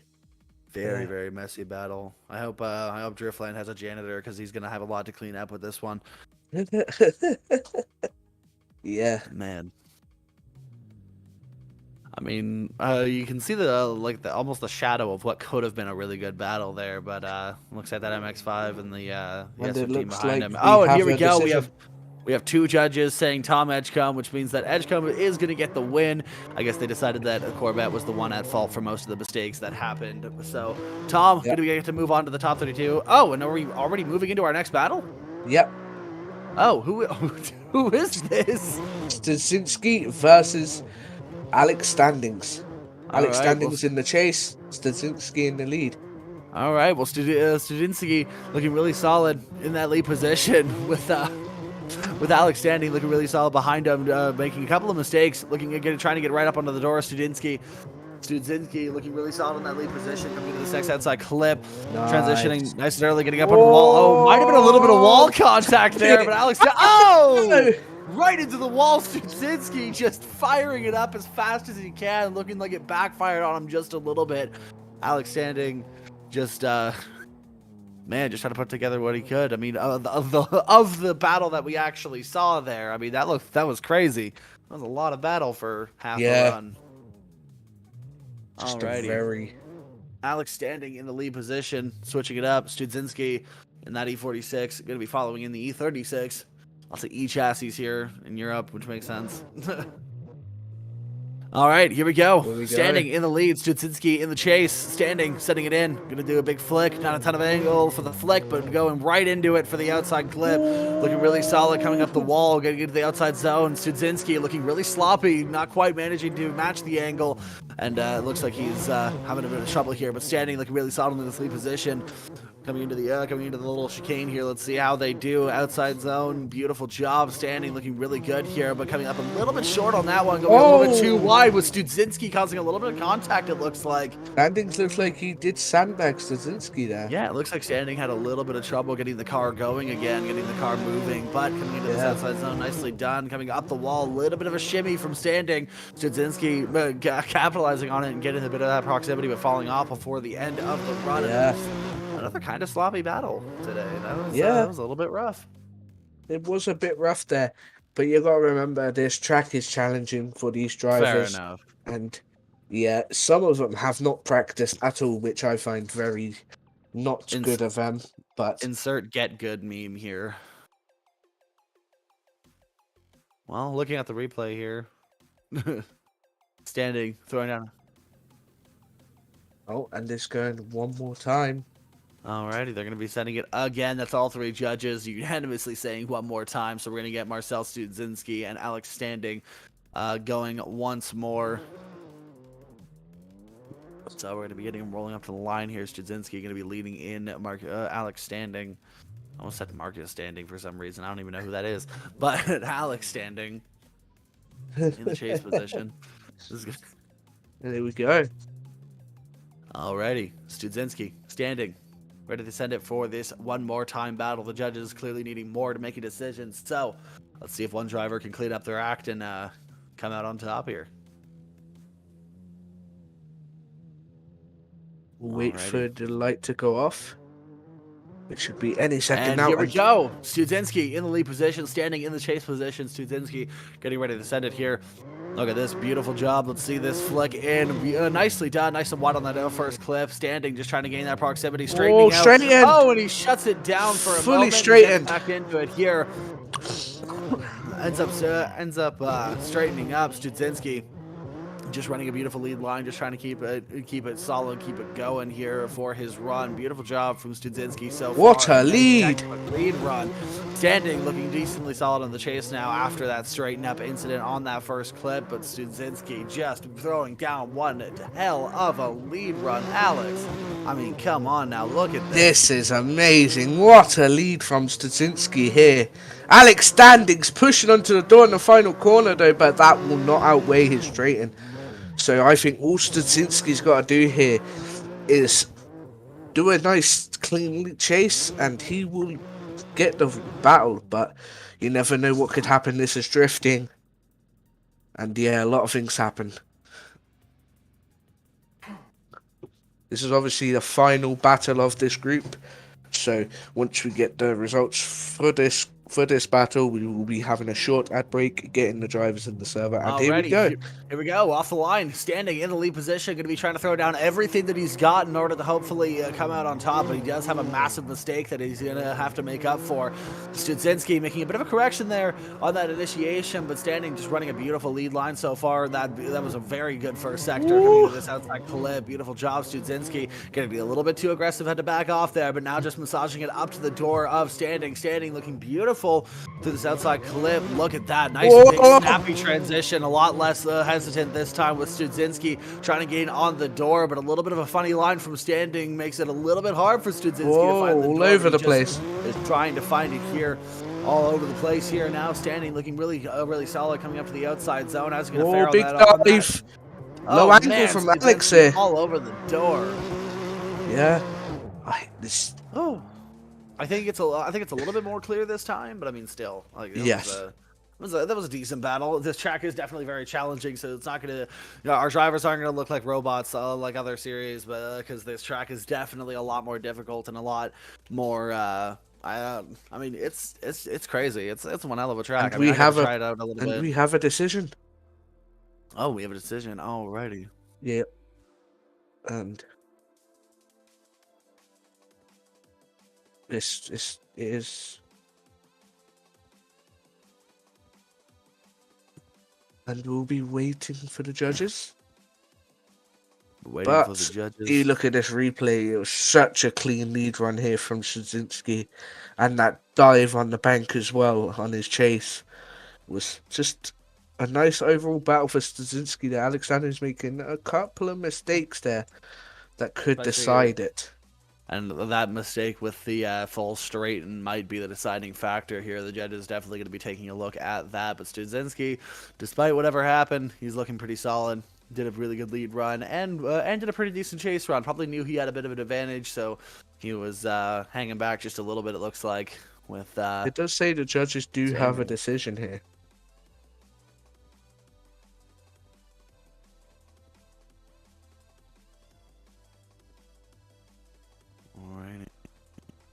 And here we go, swipe him left for Marcel Studzinski and swipe him right for Alex Standings. One Marcel Studzinski, two Marcel, three Marcel, and Marcel gets the win. Unanimous decision from the judges there. And we'll be going on to our next group. So we'll have an ad break and we'll see you on the next group.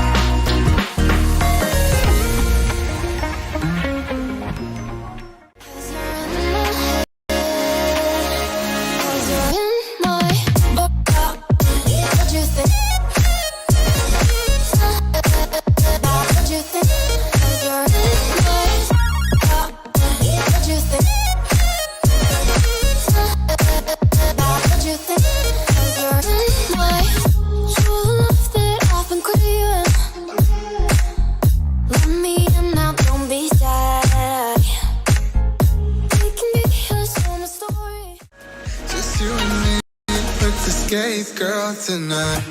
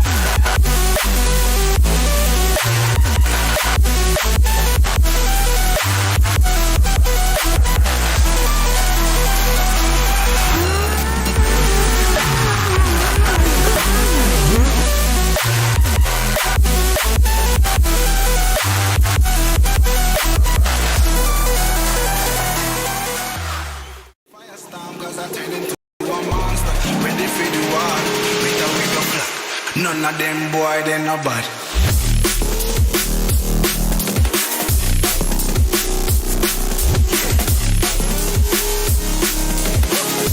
None of them boy, they no bad.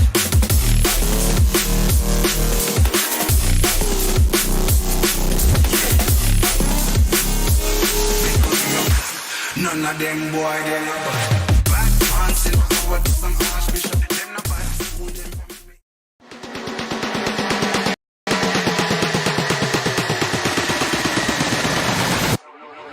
You know I suggest.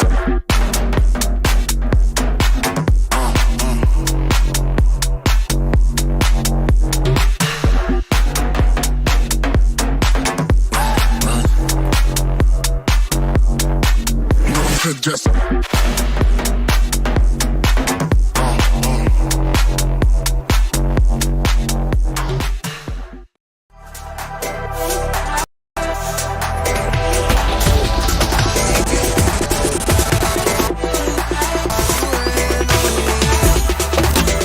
Let's go.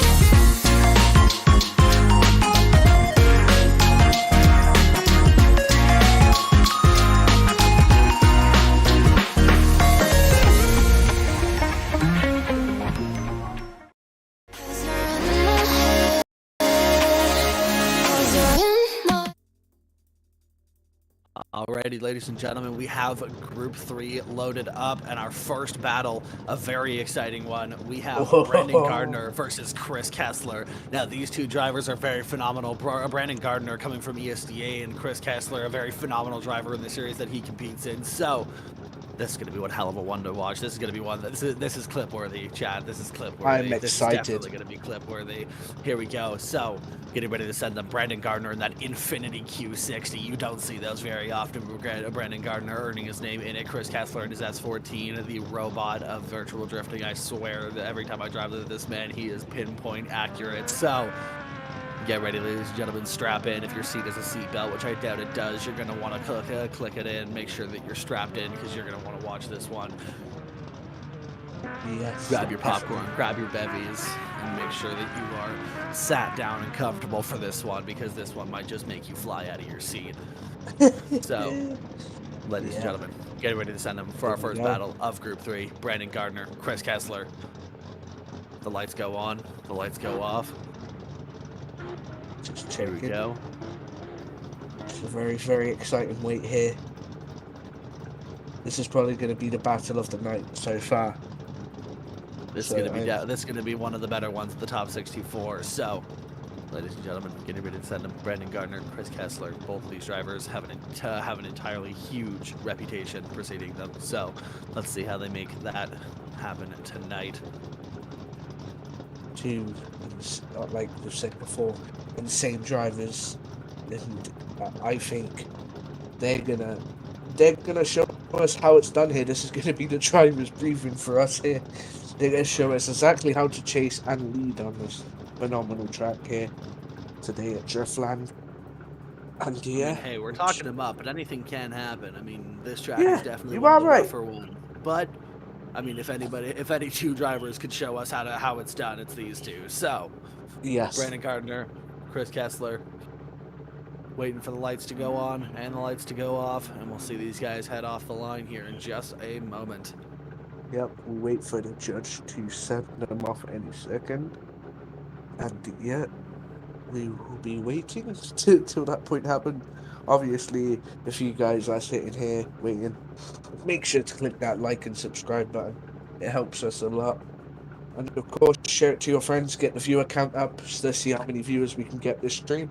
And make sure to turn notifications on so you don't miss our next round or even the top 32 tomorrow. So, make sure that you're tuned in. Make sure that you got your snacks, your beverages.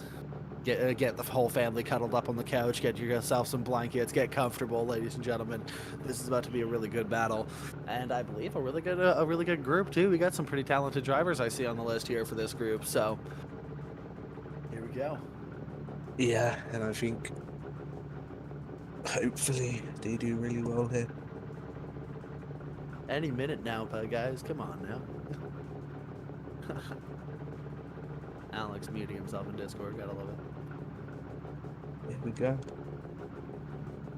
So you keep saying here we go and it's not going. Here we go. Here we go, everyone.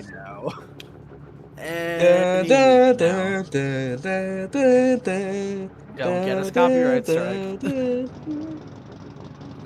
You don't want to get the stream copyright claimed. Come on now.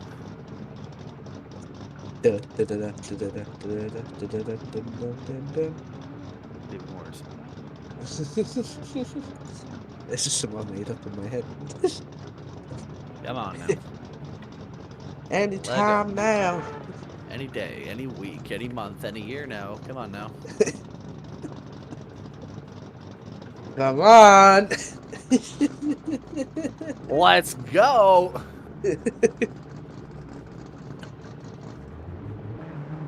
Okay. And here we go. We are finally off. Hey. We have been hyping this up too much for this to go bad now. Let's see. Brandon Gardner, Infinity Q60. Chris Kessler in his S14. Big initiation for Brandon Gardner. Kessler just trying to get it right up on the door and already putting down really good proximity. Brandon Gardner right up on that outside line. Beautiful job into this clip. Looking really good. Chris Kessler looking really good in the chase position. Big angle from both of these guys. Brandon Gardner throwing down one hell of a lead run into this outside zone. Kessler just mimicking him reading him like a book and guessing what's on the next page. Looking really solid here in the chase position. Brandon Gardner running down a phenomenal lead run. Kessler all over the door of that Infiniti Q60. How are they going to do on the second time going up to the bank? Heading up nice and high. Let's see how Gardner does in the outside zone. Look at that. And a phenomenal run for both of these drivers. What did we tell you? Was the wait worth it? Probably not, but that was still really awesome to watch. Yeah, I mean, Brandon Gardner putting his wing in the wall. You could see it fading away. And Chris Kessler not leaving any space on that second time round on the bank. That was insane. So all right, second half of the battle, Brandon Gardner opting to be slightly farther behind to make sure that he doesn't this time to make sure he can jump the line here, but gonna be right on the bumper of Chris Kessler. Let's see how Kessler fires in the lead position. Here we go, getting ready for the second half of the battle. Here we go, setting into that first clip. Beautiful job, Brandon Gardner gaining that proximity. Maybe not as close as Kessler was in that first corner, but reeling him in almost wheel to wheel here. Kessler, phenomenal lead line so far coming into the outside clip, maybe just a little bit shallow, throwing Gardner off just a little bit, but Gardner all over the door, still getting that proximity, that Q60 having a lot of grip potential here, all over the door. A contact between Kessler and Brandon Gardner, but they keep going. These two are champion contenders. Beautiful job, Gardner pushing Kessler around this entire track. Kessler throwing down all the angle in the world, coming up a little bit shallow on that clip once more, but big transition, bumper to bumper, up onto the bank. Ladies and gentlemen, did we not tell you this was going to be a showstopper of a battle? The judges have a really hard decision on their hands. Alex, what do you think? I'm speechless. This was Brandon Gardner initiating way closer than Chris did, but Chris had more consistent proximity on that bank. But Brandon Gardner diving in on Chris's rear wheel. And then after the transition, Brandon Gardner on that transition, that was amazing there by Brandon Gardner.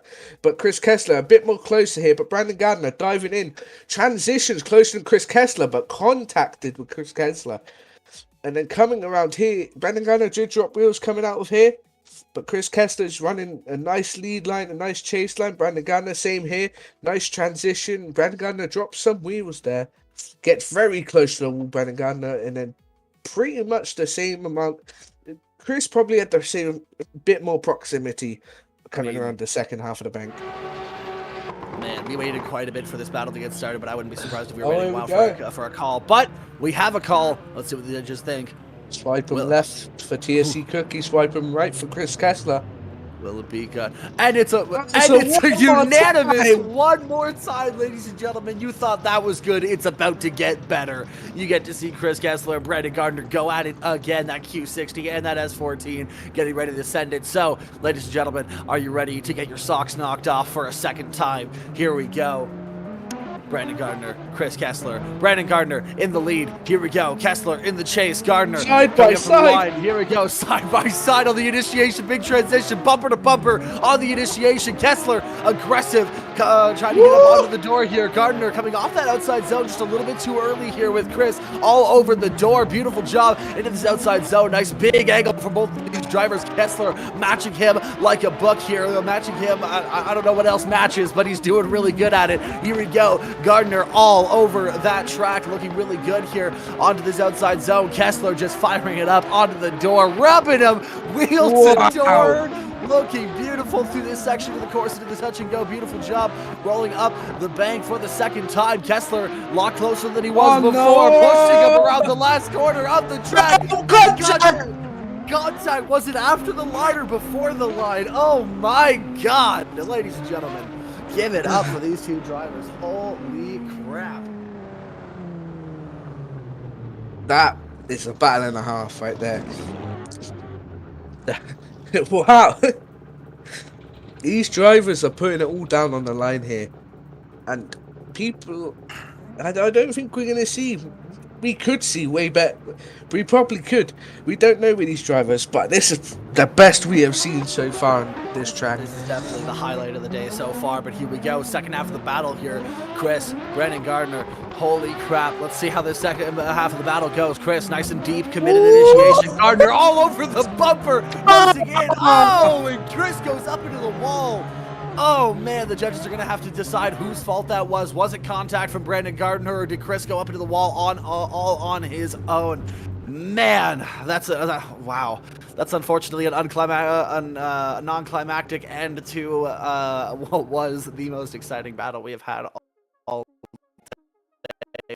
But hey, we still got a full first battle. So let's look at this again with the side-by-side replay. Was it contact from Gardner? I don't think it was. I mean, like, the footage is a little bit laggy on our end, but I don't know, man. I don't think it was. I don't think it was contact. I think that might have just been Chris going up into the wall, which might mean that this Q60 gets to move into the top 32. But this was one hell of a battle, ladies and gentlemen. And to get it as a treat in the top 64, you don't see this kind of battle very often. Might be running it again. It's possible they might not know who the contact was, but that was a phenomenal battle up until that point. It might be because of something to do with the drivers going back to pits.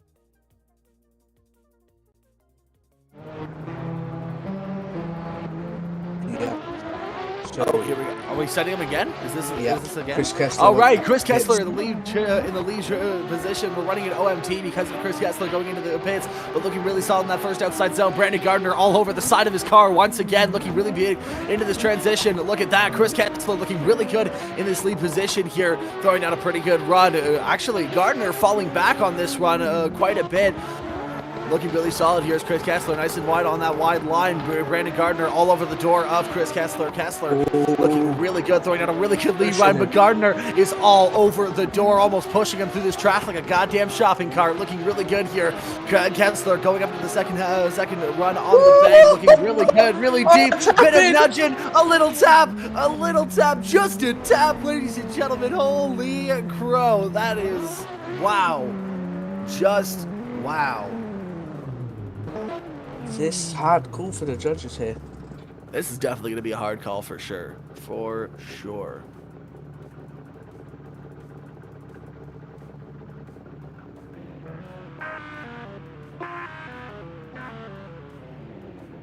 It's definitely going to be an interesting call for the judges. I think the most notable mistake that might have happened was Gardner falling off of Kessler, coming into the 1-2 clips.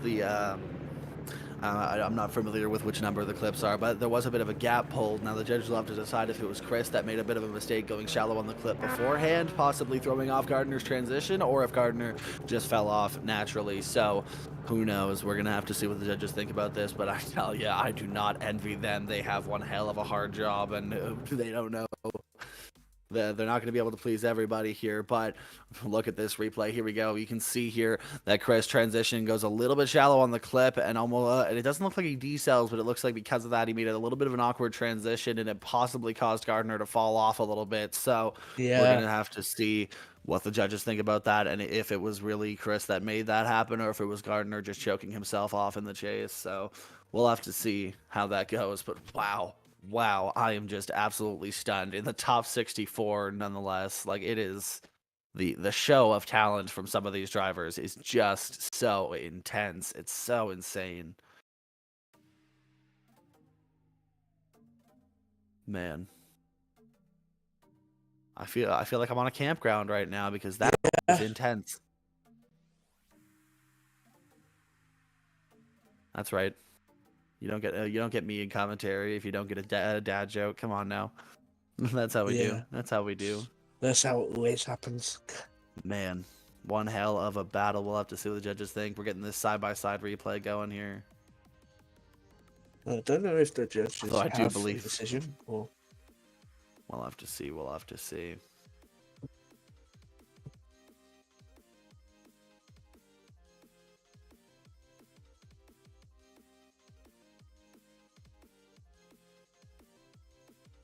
Definitely a crazy battle so far, and I don't think it can get much crazier than that. So the judges should find a decision soon, because I don't know how much more aggressive these drivers can drive to try and come out on top. Yeah, definitely not. I don't think they could get really much more aggressive than that.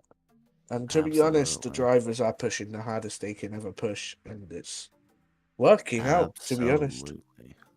And keep in mind, this is only the first battle of Group 3. Yeah, we have got a whole group whole 2 groups left. So we will be going very. Now, keep in mind, this is a replay from the run before the one we just saw. This was the one that they had to actually restart because of Chris Kessler going back to pits. So this replay actually isn't in contention. So we'll be seeing this run, I believe. No, this is the same replay going again. But yeah, no, this is crazy. And it looks like we have a decision. Oh, let's see. What are the judges going to say? Here we go. Brandon Gardner, Chris Kessler. We're going to see what the judges decide. Here we go. Swipe them left, swipe them right. Here we go. That's 1, 2. We have a majority of the votes going towards Chris Kessler. Kessler is going to be moving in to our top 32, and unfortunately, Brandon Gardner falls off out of the 64. So that is unfortunate. Gardner putting up one hell of a fight, but it seems like the mistakes caught up to him in that last run, and we're going to be seeing Chris Kessler move on to the top 32. So, Alex, who's our next battle? It is going to be Kawasaki versus Jackson Lay. I'm sorry, Kawasaki?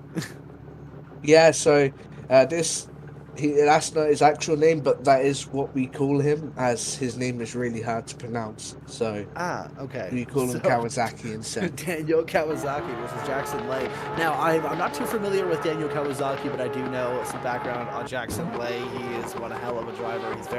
He's decently consistent and definitely shows a lot of aggression in his driving. So it's going to be interesting to see Kawasaki with my fresh eyes. This is going to be a really good battle, I believe.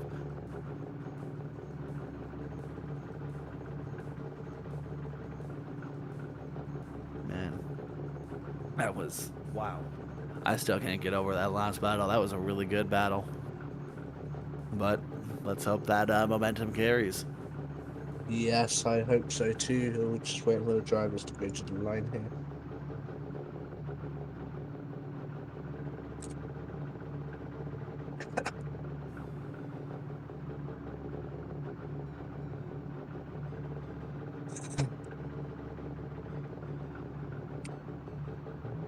Stunning performance from these guys.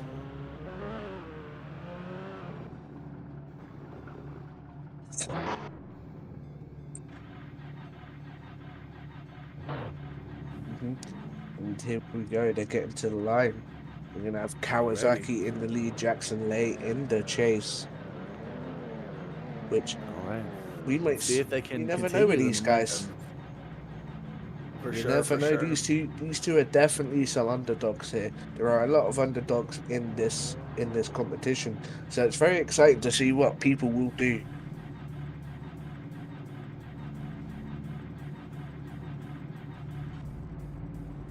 All right, we're gonna get ready to send them here. Jackson Lay in the chase.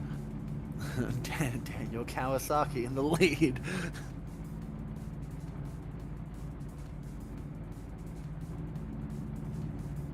We'll be waiting for the light to go off and the drivers to send it. But yeah, we tonight is a very we're not at night today at Driftland. We are a nice cold windy day at Driftland. Some reason it's not raining, but that's unusual for Driftland because it's always raining or snowing. It's very weird here. And I'm pretty sure Austin knows what I'm talking about, with Driftland being very similar to where he lives.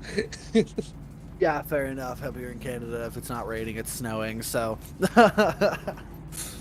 Yeah. Don't get a lot of sunny days up here. Obviously, this track being based in Lochgelly, a very astonishing track here in the UK. One of the only drift purpose tracks. And yeah, it's very nice to just have this venue up in the UK and to be hosting these events and giving the virtual scene a run. Here we go, off the line. Daniel Kawasaki and Jackson Lay. Here we go. Kawasaki in the lead, looking beautiful on that initiation, with Jackson Lay falling back just a little bit, but tries to find the proximity coming up the bank and cuts it a little bit short just to try and find it. But coming down the bank, holy crap, that's a lot of speed from Daniel, looking good into this outside zone, but drops a tire, it almost looks like. Jackson Lay just trying to gain that proximity, manages to find it a little bit, but having a bit of a shimmy causes him to misses fall the off. clip. Kawasaki misses a clip and just comes up short on that one too. Coming into this next outside clip, Lay just trying to find the proximity, but it looks like his car is just struggling to find the grip that it needs to follow that E92. That E92 is a crazy setup car. Here we go, coming into the second bank run. How's Kawasaki going to do? He looks like he's getting right up top, and Jackson Lay falling back quite a bit. Oh, and contact after the line. Very low on the bank there for Jackson Lay on the chase, which is going to really mess up his score, really, I think, personally. And I don't think it might go very well. Because, you know, there's proximity, there's mimicking, and, yeah, an angle. And if that proximity is good, but you also want that mimicking, because if you're on a completely different line, it looks very bad on the for all the people on the stream, and even for judges. You know, you want it to be like synchronized swimming. You want them to be synchronized. The more they're not synchronized, the less points they're gonna get. If you know what I mean. Thank you very much, Alex, for the very convoluted and needlessly confusing explanation of what tandem drift is. But here we go. Jackson Lay in the lead position now. Daniel Kawasaki in the chase position. Here we go. Lay looking really good on that outside zone. He's going to have to pull something out of the bag here. But Kawasaki right up on the door. Beautiful job getting right up onto the door of that with a big lunge here. Lay just trying to run the best lead line he can with Kawasaki just trying to gain that proximity. Lots of very ballsy transitions here. We're coming into this outside zone. Let's see how he does here. Lay throwing a decent line here, Nice. but Kawasaki just capitalizing on everything he can to gain that proximity. It looks like he might be struggling just a little bit to stay behind Lay, because it looks like Lay is a bit slower, but it looks like oh, wow! Maybe a little bit too much too soon from Kawasaki, now falling off into the bank here. Wow. But Lay finishing out the run, a very solid run from both of these drivers, with Kawasaki showing his asserting his dominance here. So we're gonna take it to the judges and see what they think. But I think if I had an opinion, I'd say I think I know who probably took this one. Yeah, I think we have a decision here coming in from the judges. So we'll swipe him left for Kawasaki, swipe him right for Jackson Lay. Terhi goes left, Artix goes left, and Rice goes left. So Kawasaki gets the win above Jackson Lay, and that means Jackson Lay will be knocked out, and Kawasaki will be going on to the top 32. And yeah, it will be going on to I'm pretty sure it might be a buy run here of Raul Condre.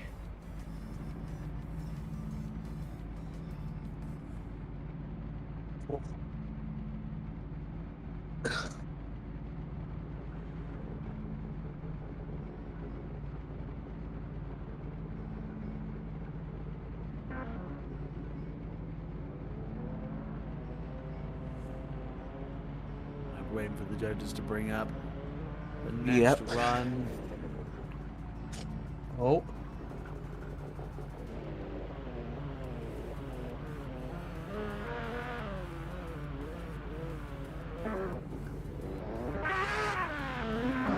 Yeah, it looks like Raul is going to have his battle. It will not be a buy run here. And I don't know why Raul is attempting to do a burnout in that small burnout box with another car there. Oh, he's trying to do it in that tiny box, but I don't think it is working in that abnormally large Supra. But yeah, here we go. These two pulling up to the line. Supras are definitely quite big cars, but I mean, if we saw an Infiniti Q60 do what it did, I feel like a Supra's no worry. Yeah, exactly. Indeed, Right. I'm pretty sure this is Bergmanis versus Raul Condre here, which is going to be a very difficult battle to guess who's going to win here, with not knowing much about both of these drivers. Maybe an interesting battle. Yeah. I'd say the same thing. I don't know too much about these drivers, so we're gonna have to see how they fare. So we have Bergmanis versus Raul. Here we go. Bergmanis looking really solid in the lead position. He's going to be doing nice big full leg initiation. Nicely decent into that outside zone. Let's see how they do up on the bank. Raul falling back just a little bit. Manages to find the proximity. Look at that. Getting onto the door. Oh, but he shuts it down, straightening out with Berg Madness looking really solid in that lead position, running a really good lead line. Raul had that moment of brilliance, but messes up and is continuing to mess up, it looks like, as he's trying to finish out this run. Getting nice up onto the door, though, of Berg Madness. Berg Madness, though, running a technical some lead proximity line for there. Raul to get up onto him. Raul looking pretty solid in the chase position, but definitely having quite a few little mistakes here. Not quite keeping up that proximity for most of the track. Having his little moments there, but Berg Madness... Berg Madness goes up into the wall all on his own. Wow. Into the wall. Turning the That is tide not of how what that we run was expected. going. Wow, I didn't expect that to happen. I'm not gonna lie. That is very... Quite an eventful first run of this battle. Yeah, you could say to the least. Alrighty, we'll swapping them up. We have Raul in the lead now and Berg Madness in the chase.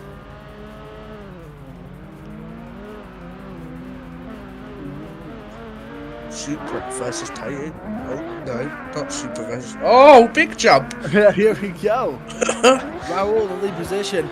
Berg Madness in the chase. Raul, nice initiation. Berg Madness falling off just a little bit, not quite having the proximity. nice Raul lead getting line. up the wall. Beautiful job getting up onto the wall.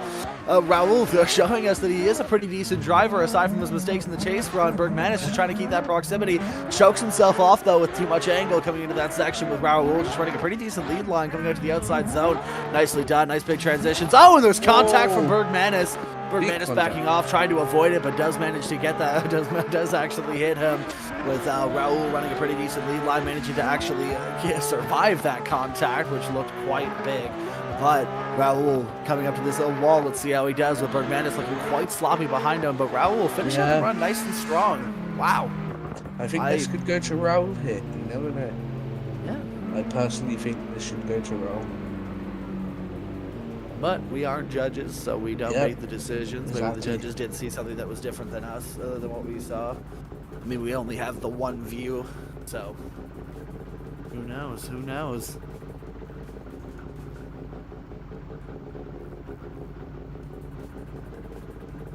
Very, very solid battle.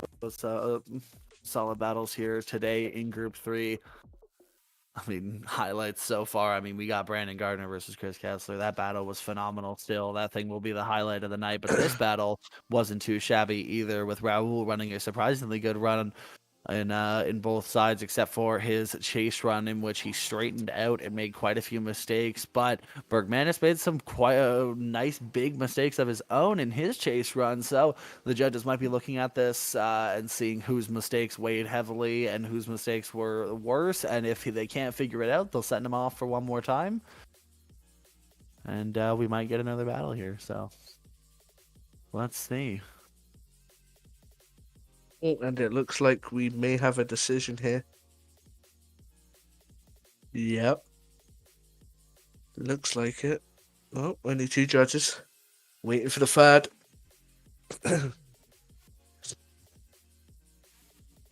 We're waiting for a decision from our judges here.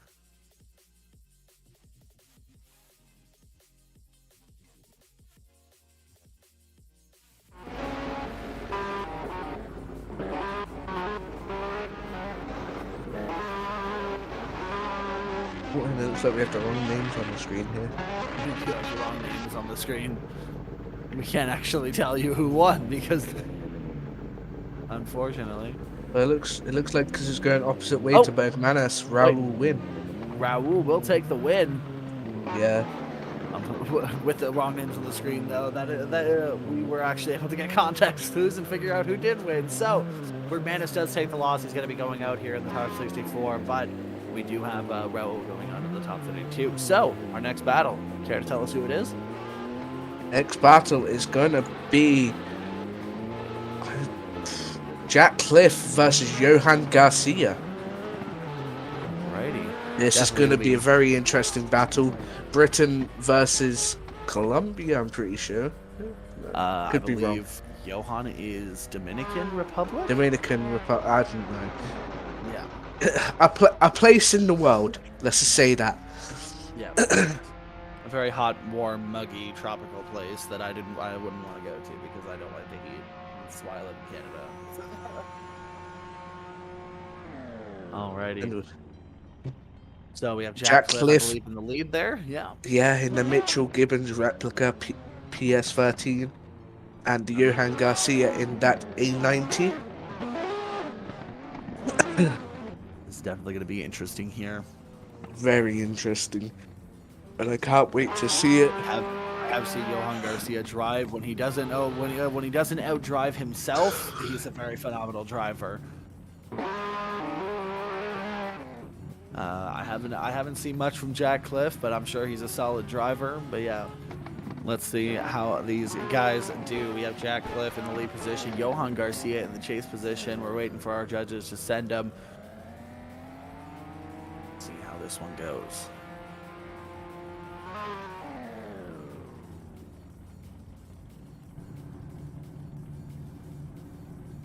Waiting, still waiting. Loading.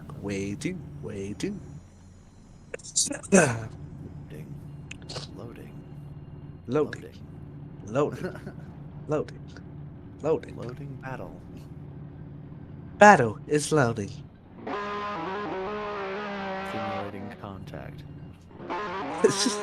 Retreading tires. Loading tandem. Loading Driftland AI. Calculating crashes.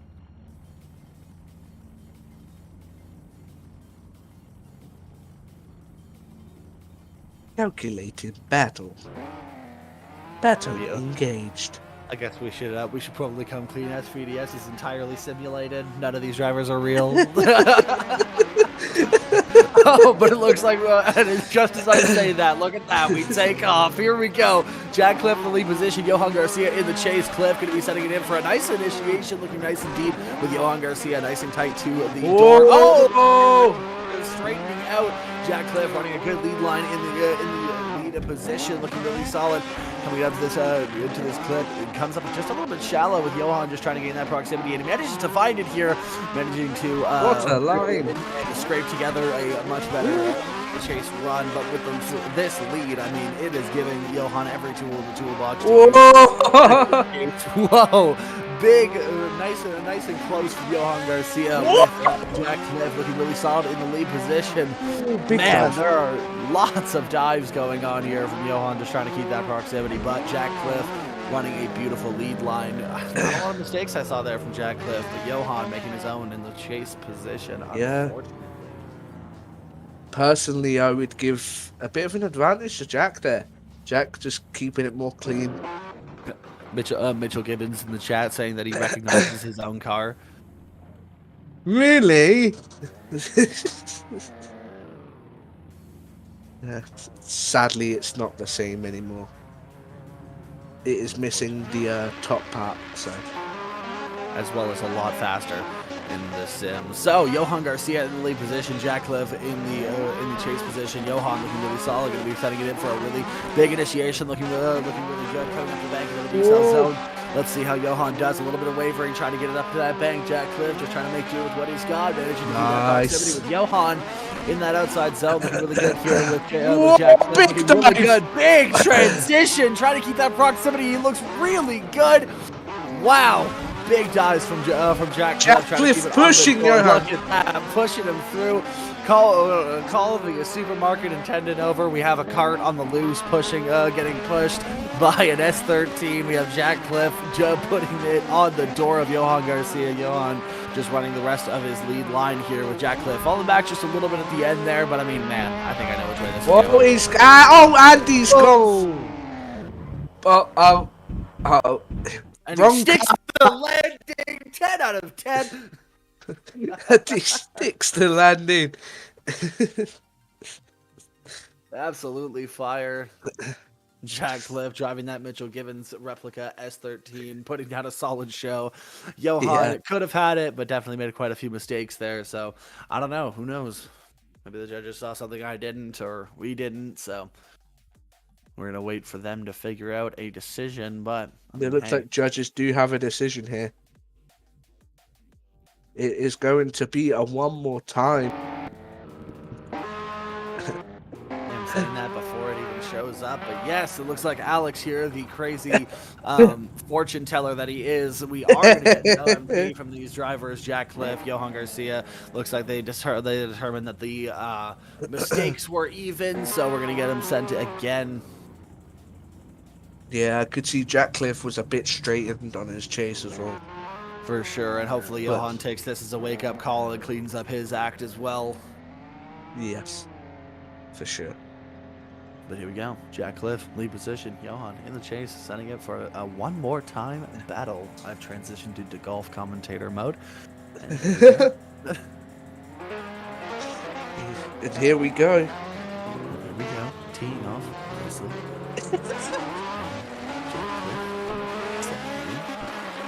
And a big initiation from Jack Cliff, looking really solid into that decel zone. Johan falling back a little bit, not managing to Very big stay gap with him. Yeah, getting a gap pulled on him by Jack Cliff there. Jack Cliff looking really good there in that lead position. Johan now finding that proximity, but still a little bit farther off, just trying to chase him down, reeling in like a fish on a line here. But Jack Cliff fighting that line with that hook. Oh, and he shuts it down. Johan goes just blew up. That SR blew up, must have blown a head gasket and is barely running right now because it's shut down in front of Johan Garcia. Johan had nowhere to go but hit him. So let's see Jack Cliff finishing out the run the best he can, and Johan might have just been given an advantage for the second half of the battle. We'll have to see how it goes. It looks like Jack Cliff has got that Mitchell Gibbons curse there, coming out of there. Seems to have clutch kicked the car, and the car's just completely broken. It's just malfunctioned. Just like in real life, that S13 can't win for sure. No, it's obviously a very that good is car. Also a joke. That is a joke, Mitchell. Don't come for me, Mitchell. That was a joke. I'm sorry. I'm sorry. I'm on my knees begging. I apologize. But anyways, Johan in the lead position with Jack Cliff in the chase position, almost cutting himself off on the initiation here with Johan running a pretty decent lead line. Not quite getting up as high as he should on the bank, but manages to get it into the zone just a little bit here with Jack Cliff, knowing that he's got a bit of a disadvantage here. Going to be trying to push really hard, getting up onto the door. Look at that, pushing Johan around that corner into the outside zone. Look at that, beautiful job so far though from Johan in the lead position with Jack just mimicking everything that Johan throws at him. Jack just taking it, soaking it up like a sponge here. Beautiful job. Look at that coming through this last section of the course. How's Johan going to do on the second bank run? Will he be able to get up higher than he did before? Let's see. He gets up nice and deep with Jack Cliff just following him through the entire course. Beautiful job from both of these drivers. We'll have to see what mistakes are weighed heavier, or if Jack Cliff's straighten was the problem. Yeah, and I think that so would in be this the side-by-side deciding replay, factor. you'll get to see that, yeah, definitely Jack Cliff was more committed in the chase run, but he also knew that he had to fight to make up for a mistake that he makes, and you can actually see it here in just a moment on the left side of your screen with the side-by-side replay. We do have a decision. We do have a decision, alrighty. Yep. Which... Swipe him left for Jack Cliff, swipe him right for Johan Garcia. That's one for judge, two judge, three. That's unanimous. Johan Garcia Garcia gets the win. He's going to be moving into our top 32 competition tomorrow. And unfortunately for Jack Cliff, he could have had it. He had the tools. He had them ready. He had the toolbox. He just had to use them, unfortunately. And here we go. Connor Aspel from Hardstyle Drift Team versus Kenneth Casey from Zen. Two very great looking cars, very colourful, stylish, and yeah, that R33 having two massive turbos out the hood is pretty crazy. Oh, and they nearly rear-ended him. Nearly rear-ended like a white mom checking her phone at a red light. I say that S14 looking pretty on the start line, running 59 Norths, which you can get from KDKustoms. Shameless plug. It's not shameless if they're a sponsor of our series. We have to appease the money gods. Here we go. Connor Aspel versus Kenneth Casey. Connor Aspel in the lead in that beautiful S14. Ready to send it here. All right, off the line, Connor Aspel versus versus Kenneth Casey. Connor Aspel ready to send it in, coming off the line. Here we go. Big initiation. Casey just nowhere to be seen, and actually lunge in. Oh, and he oversteps it. Looks like he lunged in trying to gain that proximity, but he just couldn't handle the bump there, and it over-rotated the car. But Aspel going to be running a good lead line here. You're going to have to make Connor up for Aspel it. is going to have to finish this run to have that 10-0 advantage against Kenneth. For sure, Aspel is going to be finishing out this run. He's going to try and finish out the run. Looking really solid. He knows that he doesn't have to do anything crazy. He's just going to be going up onto the bank. As long as he doesn't hit it, zero, and do anything dumb, he should have it. And there it is. He has a pretty good advantage going into this next battle. Definitely. Obviously, Kenneth hitting that jump, his car's completely off balance. You see here coming in way too fast, spins around and hits the wall.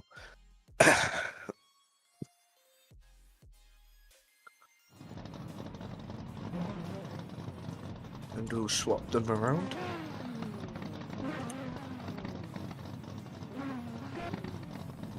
All right, Connor Aspel in the chase. Kenneth Casey in the lead. Kenneth Casey, 33, pretty sick. But here we go. Kenneth Casey in the lead. Connor Aspel in the chase. Casey going to be trying to throw it in. Really nice. Here we go. On the initiation, Casey looking really solid. Can he make up for it? Oh! Aspel goes into the rear end of Casey, but was it Casey slowing down before he should have? I don't know, man. That was pretty hard to call.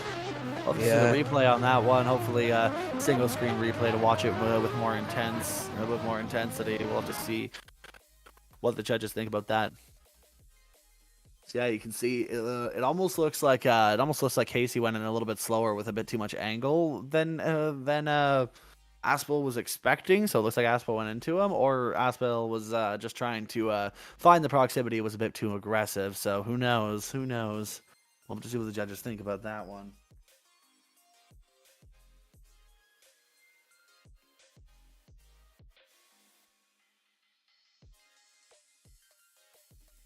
Waiting for the judges here. There's just very big contact between these two drivers, and yeah, it's not much more to say about it really. Massive damage to these cars. And yeah, let's not forget they're two very good looking cars right here. It just seems that they failed to keep them on track, and yeah, that's all that we can say really. There's not much they could have done. Not much at all. So we'll see what the judges think about that. Hell, they might even send it for an OMT because they can't decide. Yeah, which I don't think will happen here, but it's a possibility. So either, but it's a possibility. Yeah. And it looks like... No, not yet. We're waiting on one judge.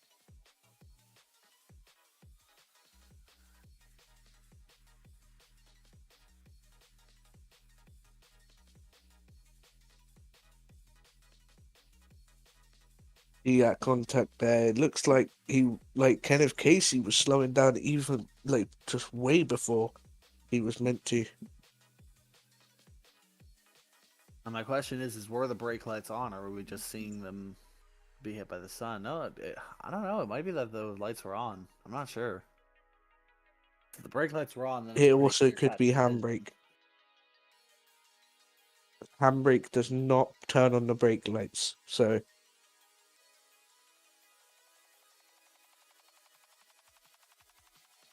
That is one thing about cars, is the handbrake does not turn on brake lights in this game. So he could have been on... I wish it did. You have a rear light that shows foot braking, front light that shows hand braking. But here we go. The judges seem to have made a decision deciding who's at fault and who gets the win. Here we go. That's one judge for Connor Aspel. We also have the other two. That's a unanimous decision. Aspel will be winning and taking that to the top 32. Yeah. Which we all thought, to be honest. I didn't see Kenneth really winning that battle there after that contact. Because Kenneth did slow down a lot going into that. as well as his massive spin in his chase run. Too. And we'll be going on to the next battle, Mitchell Gibbons versus Daniel Andrejev. Which this is going to be a good battle. Daniel Andrejev being our last round winner. And Mitchell Gibbons being current IDC Pro driver. Which, oddly enough, Mitchell Gibbons not even driving his car. Driving a Supra today. Yeah, which you would have thought he'd be driving this car, you know? No kidding. Yeah, it's interesting to see him experiment with a different chassis here. But yeah, Daniel Andrejev, a very solid driver. You said he was the winner of last round? That's pretty crazy. Talk about an uphill climb that Mitchell Gibbons is going to have to go down. But he does have the experience as a pro driver to have the tools in his toolbox to take the win here. So let's see how their battle goes. Judges are going to get them up to the line here.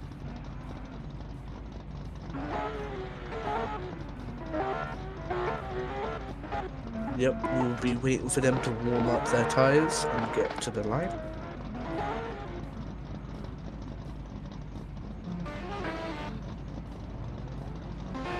Ready. Mitchell Gibbons throwing it everywhere. Going on the track for doing it again.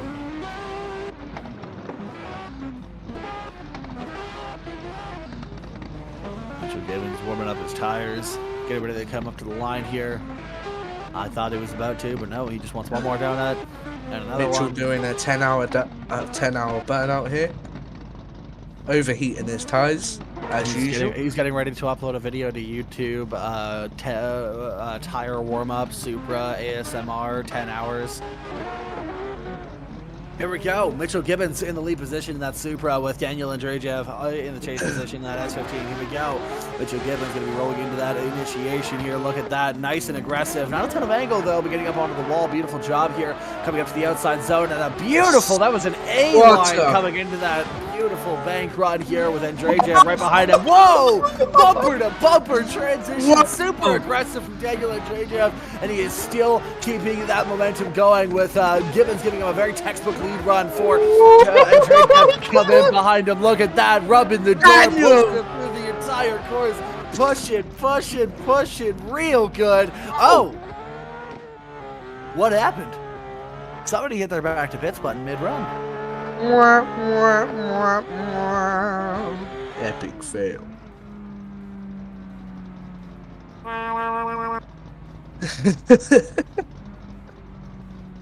Oh no! What's happened there? That is unfortunate. Unfortunately, a casualty that is only a thing that can happen on the sim is accidentally heading back to your pit trailer in the middle. It's so funny to me. Yeah. Well, taking a look at the replay here, it looks like Mitchell Gibbons was on a heater. I mean, look at that initiation. It was one of the better ones I've seen today. A little bit of correction there, but not too much. Nothing entirely noticeable, but looking really solid here. I mean, this run was going absolutely phenomenally, especially for Daniel Andrejev, who was all over him on the door throughout this run. But coming around this corner here, you can see Mitchell running a beautiful line coming out to the outside zone. And Side by side. Pop. There, and Yeah, there he right. goes. You can see him. Pop. And there he goes. So the judge is probably deciding whether or not to rerun the battle or not. It might just be that we move on to the second half of it, and that's a 0 for Mitchell, or they might rerun it because the battle never got a chance to finish. So who knows? We'll have to see what they decide. But they might be back at the line. Now the question is Daniel in the lead or is Daniel in the chase? Because that might be the case here. Oh, it looks like they're sorting something out here. And Mitch is moving. It looks like he'll be... Oh, he's gone. And resetting back to pits again. You'd think he'd learn. And they're resetting back to the pits, so I'm guessing it's going to be a rerun. Alrighty. It looks like it is Yeah. going to be a rerun. Mitchell Gibbons once again in the lead position and Daniel Andrejev in the chase.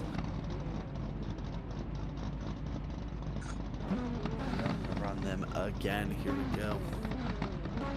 Mitchell Gibbons, that A80 Supra. Daniel Andrejev in his S15. Both powered by two JGs. Oh, Wow, they big started really far back. And it looks like they're going a lot faster than 50 kilometers an hour or miles per hour, but looking really good into that first outside zone. Mitchell once again running that really high wide line up onto the outside zone, even better than that first run. It's nice to see that he gets a second shot at this. But Daniel Andrejev transitioning nice and aggressive, trying to get in that proximity. Transition just a little bit late here and falls off a little bit, so he's going to have to make up for it. He's going to get nice and close here with Mitchell Gibbons running a textbook lead line. Looking really good from here. Let's hope that he doesn't press his button again. But coming into the outside clip, nicely done with Daniel Andrejev just pushing him around the track. Just push it real good.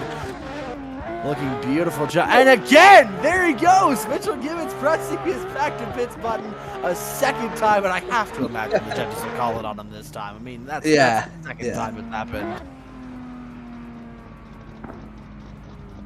Oh. It's possible. It's possible. But that is unfortunately twice in a row that has happened to Mitchell Gibbons. He might have forgotten to take an AI line out of the track, or the track might be thinking he's going the wrong way or something. I'm not entirely sure, but it's unfortunate.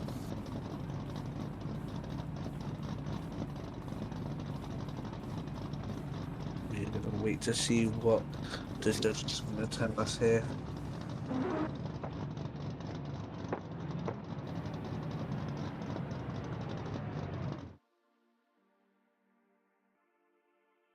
Well, taking a look at the replay here, so we have something to do. You can see Mitchell was running a really phenomenal line, even better than his first one. No corrections up on that bank, just running a beautiful run. Look at that. Big, aggressive transitions with Andrejev falling off just a little bit after that transition. He was looking really solid here, though. He was getting nice and deep into that with Mitchell Gibbons looking really solid. A very talented driver, both on the sim and in real life here. A little bit, might have been a little bit of a bit of contact there, but not enough to disturb anybody. But it was looking like through here, you can just see, bang, there goes Mitchell Gibbons, gone. Even his smoke trail, no evidence, absolutely just disappeared without a trace. And leaving Daniel Andrejev to finish the run on his own here. So we're gonna have to see what the judges decide, because I mean, even if it was a server issue or with or an issue with Mitchell, I mean, they can't rerun this battle forever here. So we're gonna see what they decide to do about that. It's gonna be interesting to see what their decision is. But how are we doing here, SVDS? All the guys in the chat there, how are we doing? How's everybody enjoying the event so far? I know sometimes it can be a little bit slow, but we're doing the best we can over here. Round 2, going a lot smoother and going really good. How are we enjoying it, ladies and gentlemen? Let us know how we're doing in the comments, and consider liking and subscribing, and make sure to turn on the notification bell to not miss tomorrow's event where we go into the top 32 and finish out the rest of the bracket. So let's see how you guys are taking it. How you guys doing? Tell us how we're doing. Yes, definitely. Tell us how you're doing in the chat. Make sure you know why we wait here. Absolutely. Okay.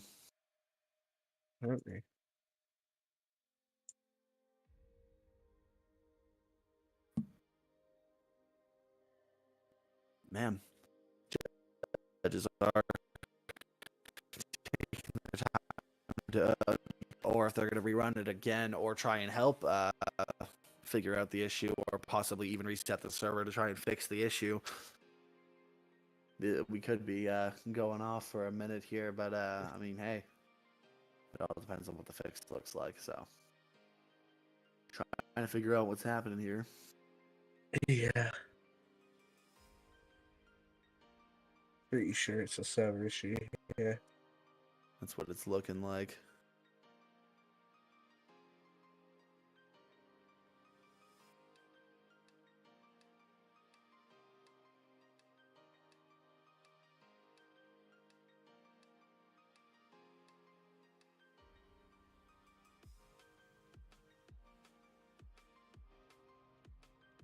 Come on, ladies and gentlemen.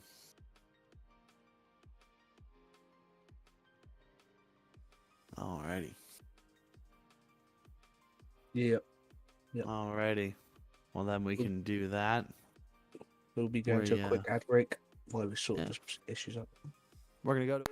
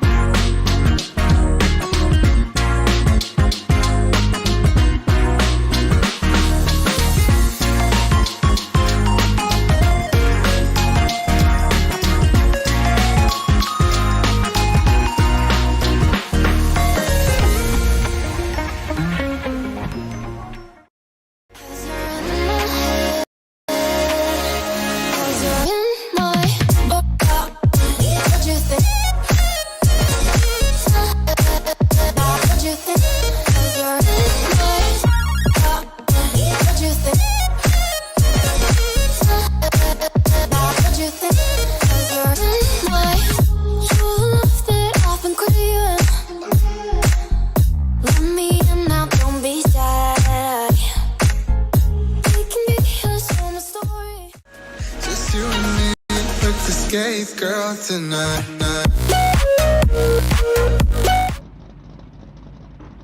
Alrighty. After those little bit of technical issues, the judges have decided that we're gonna rerun that battle at the very end of the event, at the very end of top 64 today, so that they have some time to fix whatever issues that might be going on. So I believe we are moving on to Pierre Alexander Blot, as well as Jeremy Revat. Alex, help me. Ravat. Ravat. All right. Ravat. Okay. Jeremy All Ravat right. will be coming to the line. He seems to be in pitch right now. Indeed.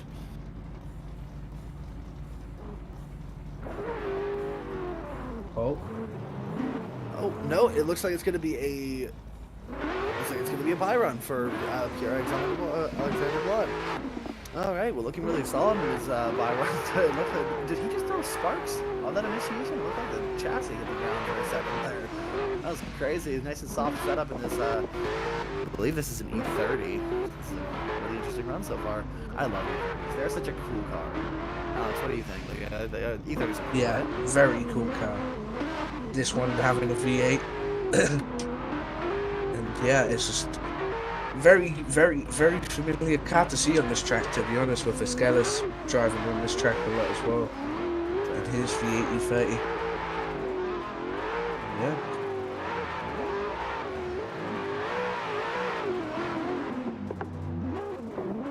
Yeah, we should be moving on to the next battle here, which would be Millet versus Ostraker. Justin Millet versus Darius Ostraker. Darius being a VDC driver.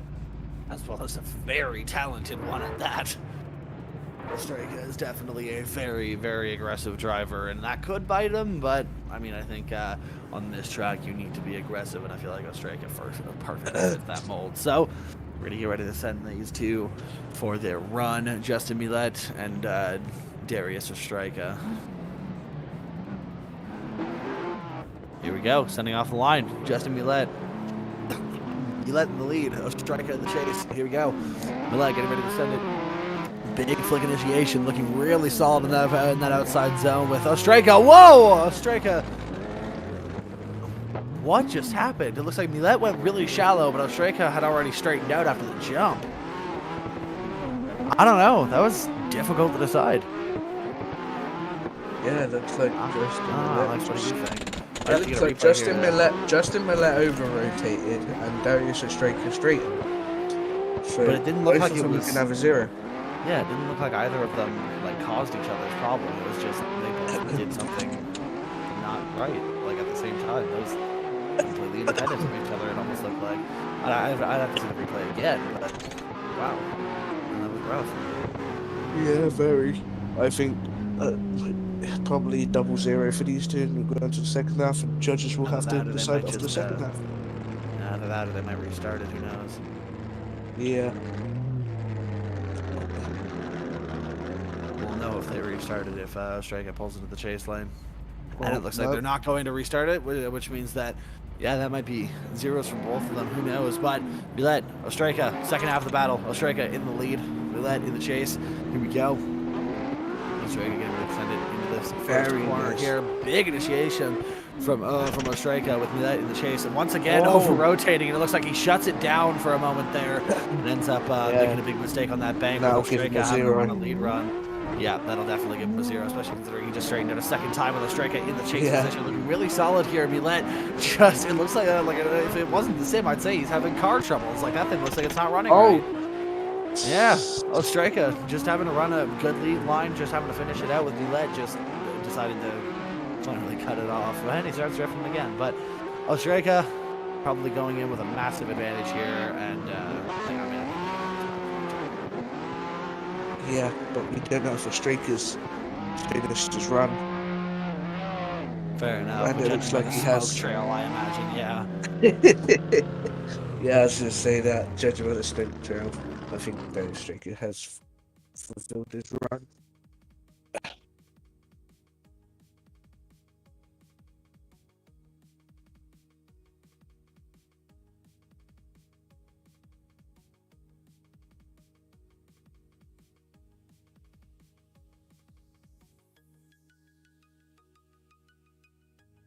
Yeah, this first run was actually quite interesting with Ostraka actually making his own mistake.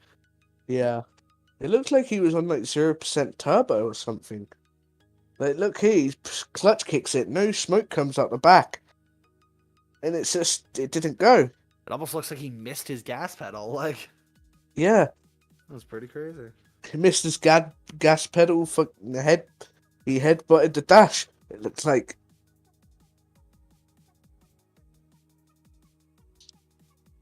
And yeah, sadly, Justin Miller over-rotating, straightened out a couple of times. It looks like we have a decision from the judges.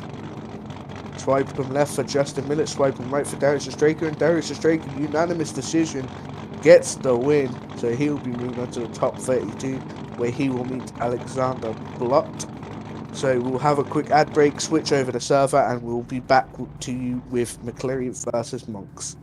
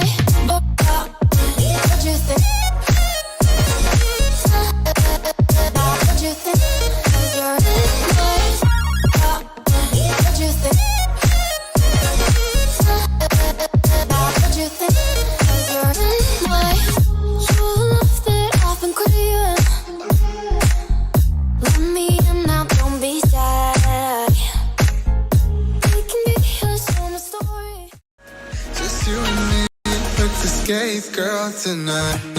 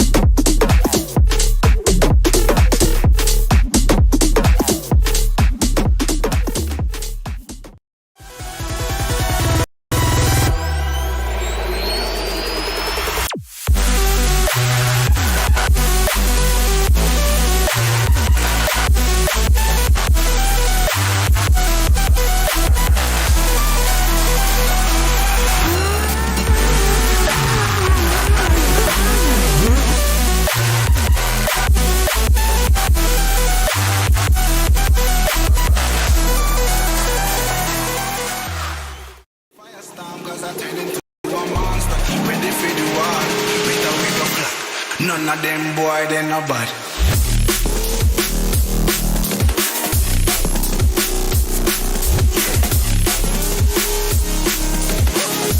None of them boy, they no bad.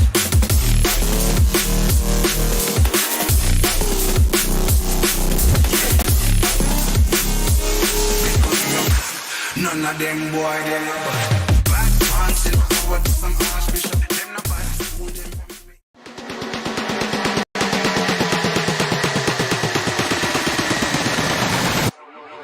You know I suggest.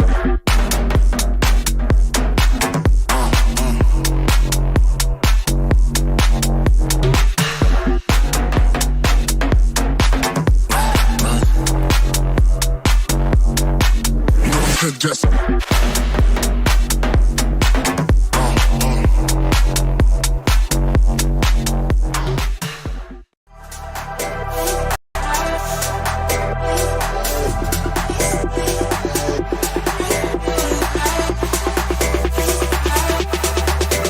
Let's go.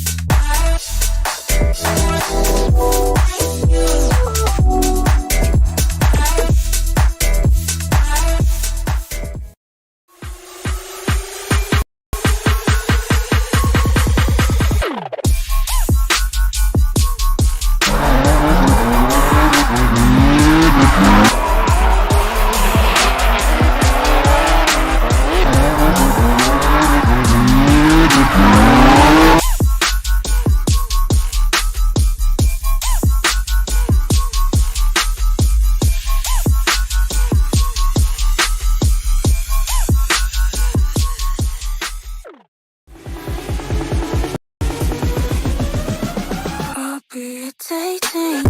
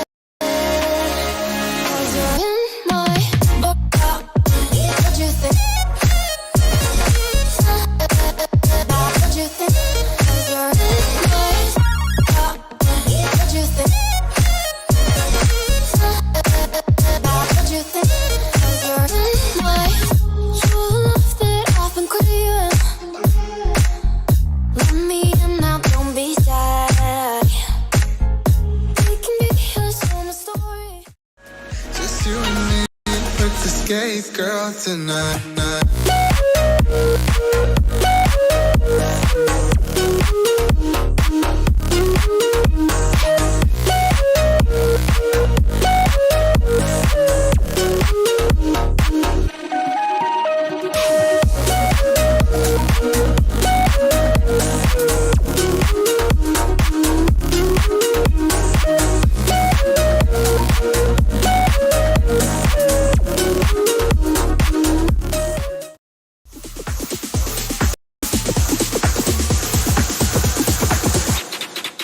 I'm about to go.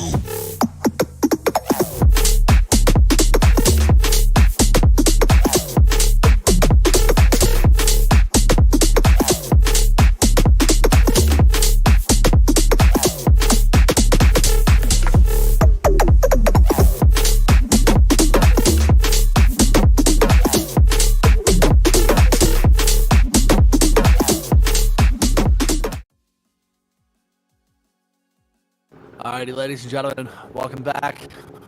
We're getting ready to send our group 4 drivers, our last group of the day, with one more battle tacked on at the end, where we still have to run the battle between Mitchell Gibbons and Daniel Andrejev at the end of this group. But we are starting off with the top of group 4, our first battle, Jason McCleary versus Lewis Monks. So, get ready to send him Jason McCleary in that A80 Supra with Lewis Monks in his S15. I believe that's an S15, yeah? Yep. Or is it a 14? Is it a 15? It's an It is a S15. Alrighty. Kazama Auto S15. Which Beautiful, I'm not beautiful sure what vehicle Jason's here. is. Getting ready to send it here. We're going to be getting him off the line any moment now.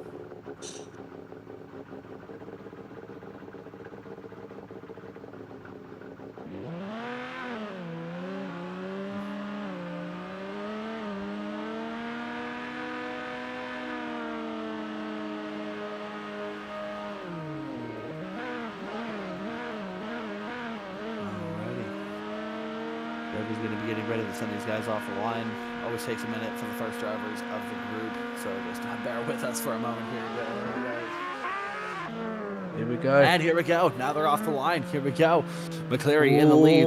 Monks in the chase. Here we go. McCleary ready to send it in for that first initiation. Looking really good in that A80 Supra. Big transition going up the hill. Nice big angle with Monks coming in. Oh, lunging up. Big contact coming into the outside zone, but they keep it going with Monks trying to get on the door with McCleary. Looking really good on the transition with Monks cutting the line, trying to get that proximity, but he manages to find a little bit of it, but falling off just a little bit. But McCleary looking really solid in the lead position, just running a really good lead run in general. Like it's just a really nice run to look at.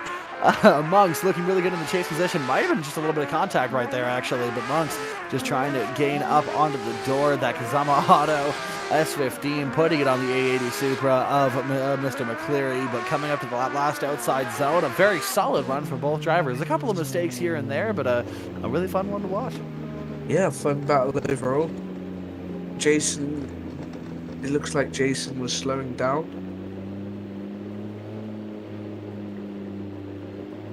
Pardon?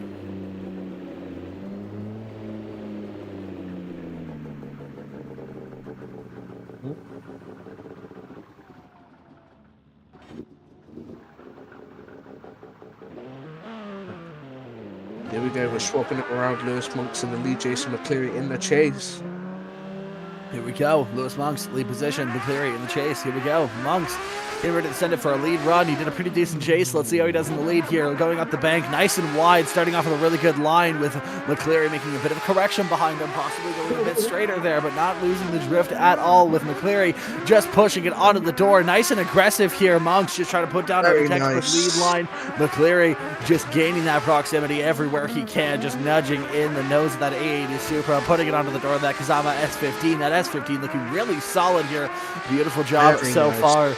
Absolutely fantastic looking at this. Monks throwing down a really good lead line, possibly going a bit too deep on the onto that inside area before that clip, but McCleary looking really good in the chase position, but Monks putting down one hell of a lead line. A very nice battle. Nothing too much to comment on that one. That was just a good battle. Very nice battle from these two drivers right here. It's a pretty solid battle. We're going to get some tandem donuts here for the stream. It's going to be down to the The Kind of contact roughly boost. executed Tandem Donuts, but Tandem Donuts nonetheless. There we go. They got it. Rings lad.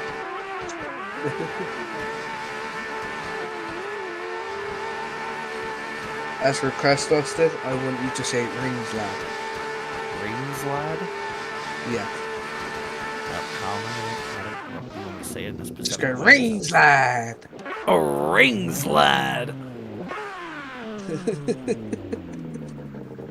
No, Nakamura. LZ has in fact not gone yet, but good meme.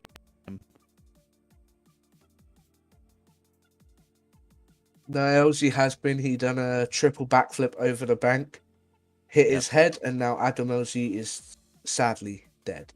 Yeah. You like the rhyme? Rip to the LZ Invitational. Unfortunately, they've lost the LZ part of it, so it's just the Invitational now. Yeah, sadly. Okay, so we'll be waiting for the judges here. Let's see what the It's taking them. what the call They're looks like. Definitely looking at replays here.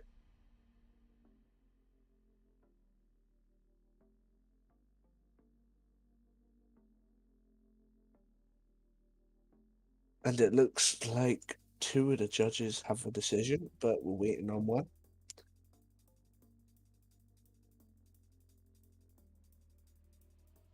With the side-by-side camera, you can see the little bit of contact they between all have Monks and decisions. McCleary. Oh, but here we go. The judges have a decision, so let's we're going to cut over to that screen and see what they decide here. Lewis Monks on the right, McCleary on the left. Here we go. 1, 2, 3 judges unanimously. McCleary gets the win. Lewis Monks, unfortunately, going out in our top 64. McCleary going to get to see competition tomorrow. So, who's our next battle here, Alex? It will be Owen Magna versus Kalajdzic. Kalajdzic.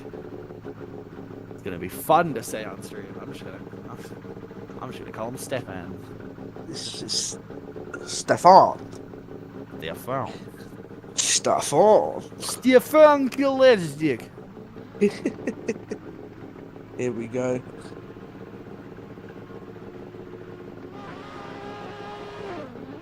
Owen Magna from Hardstyle Drift Team. I remember this now. Owen did say. Ooh. Looks like Owen's got Byron. But Owen has told me something, and yeah. Happy birthday to Owen's dad, apparently. Oh, Owen Magner's father, birthday, nice. Happy birthday, the father of a drifter. Happy birthday. All right.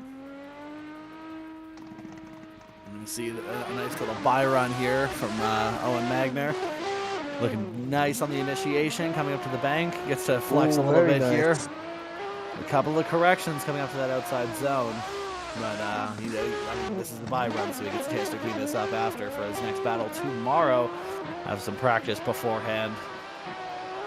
But hey, looking like he's running a pretty good lead line so far. Like, a couple of little corrections here and there, but definitely a pretty alright lead run so far. Maybe going a little bit wide there and causing his line to be a bit different than it should be. But hey, buy run's a buy run, and as long as he finishes it, it should go all right. Yeah, good run here from Owen Magna. Considering that what we've seen today is one of the better runs on the wall. Doing a 360 after it. And he has completed, ladies and gentlemen, Owen Magna has completed a full 360. And he's going for he's gone back to doing the same 270. He's gone back to doing the 270. He ruined it. You're ruining it. You're ruining it. Oh, and it looks like we've lost our drivers for a battle here. We don't have Bailey Cuthbert or Jason Addison, so we're moving straight on to Brandon Carter versus Brendan Stacy. Yeah. Brandon Carter just finishing up that new livery on his S15, looking really solid, looking pretty, with Stacy in that VDC RB powered S15. That thing was one of my favorite cars in the pack to drive before the new 3.0 cars dropped. So yeah. It's going to be interesting to see how he handles that RB. RBs actually have a really good reputation in Europe and Scotland in general. So, hey, man, let's see how it does. Here we go. Brandon Carter, Brendan Stacy. the battle of the, well, I guess one of them's Brandon, one of them's Brendan, but I'm calling it the battle of the Brandons anyways. Here we go. Brandon Carter looking really solid on that initiation. Coming up onto the bank here with Jason looking, man, that's unfortunate. Brandon Carter running a pretty sloppy lead line right now, coming into this next section of the course with Stacy following him, really trying to gain that proximity back again, but just not finding it. Oh, and Carter goes too wide on that on that outside zone. Carter running a pretty sloppy lead line right now, not quite putting it all together, but managing to clean it up through this section, allowing Stacy to get up onto the door a bit more predictably here, but with Carter just not managing to put it all together. Coming up to the second bank run here, will he be able to get up there? And just comes up a little bit short for that outside zone. That is unfortunate. I know Brandon Carter has definitely been practicing his little tush off, trying to get good for this round, but it looks like he just wasn't able to put it together, which is completely unfortunate. No, he just hit that jump wrong. Got caught a bit understeer, straightened out, which that will put him on a 0. Unfortunately, but swapping him around, Brendan Stacy in that VDC S15 with Brandon Carter in his S15.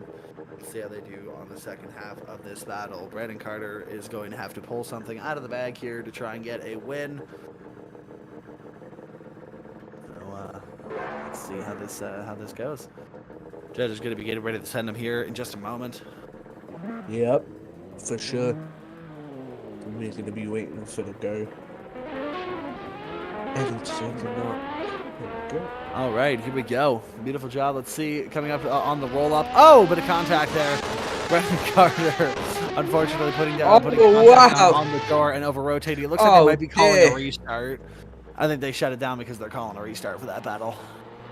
Yes, most likely. Contact before the line for the initiation that usually ends in a start over rerun. So we're going to get them lined up again, and that does exactly look like what's going to happen. So Brandon Carter lining back up in the chase lane with Brandon Stacy in the lead position. Let's see how these drivers do.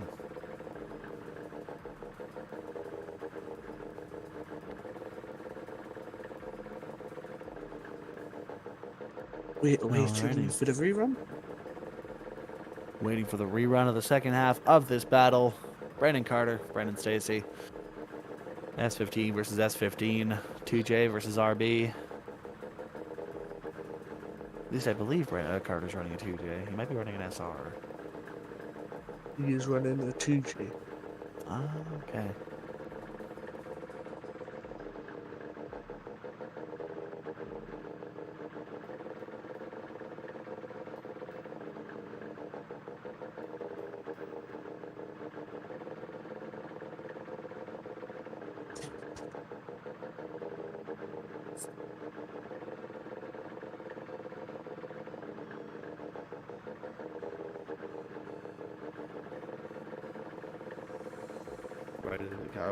We're still waiting for them to send the second half of this battle. Any day, any week, any month, any year now. Come on now. Oh, we're seeing Brandon Carter roll back a little bit. He wants that jump. He wants to get close off the line. I mean, I don't know why he needs to, because there is a roll, so he'd have ample opportunity. But to each their own. Let's see how this battle goes. Come on, boys. Boys and girls. Come on now. Yeah, we're waiting here. The elevator music is going to start coming on.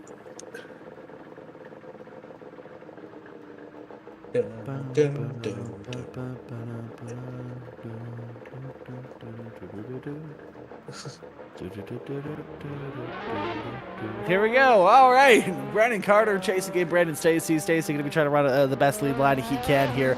He might have a bit of an advantage, but we're not quite sure. But a big initiation for Brandon Stacy, with Carter falling back on the initiation, not having as much speed as Stacy. But Stacy running a beautiful line up top with a little bit of direction. Very solid. Carter just trying to keep that proximity. Bit of contact before the transition. Stacy just having to make up for it. And, Brandon Carter loops it. Unfortunately, Brandon Stacy has to finish this lead line here.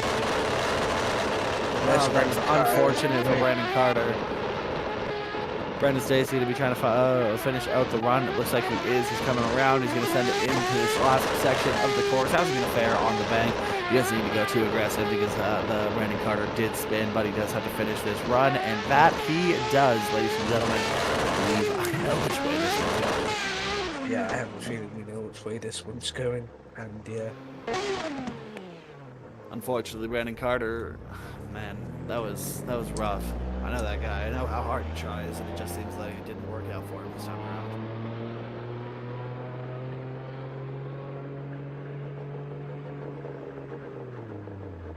Did not work out for Brandon Carter. But if you do want things to work out for you and your motor, you can go over to Haltech and get yourself some products from there. They have some of the best leading engine management systems on the market. So make sure that your stuff works better than that run did. Go ahead and head over to Haltech. Yes, for sure. Definitely there. Oh, it looks like they're lining up again. They might be going OMT. Yeah, which is confusing. All right, well, I guess it is an OMT. Brandon Carter in the lead position with It might be a rerun. with Brendan Stacy here. Brandon Carter in the lead position, going to be setting it in for a big initiation. Brendan Stacy, straight line lead initiation. It looks like with Carter not quite getting up to the outside zone. Manages to massage it up there with Stacy, not quite finding the proximity that he should be. Coming into this clip, he's going to be cutting the course, trying to find it. With Brandon Carter going too wide, dropping it up onto the green, up onto the grass. Man, this is unfortunate, but Carter just trying to keep that run going. Oh, and he over-rotates, straightens out, messes up that lead run. What is going That is on? unfortunate. Man, Brandon, what is going on? This man must not be running a Haltech. It looks like he's having car problems. Yeah, he's not running the whole tech. That's the problem. Yeah, that's the problem. That's definitely the problem.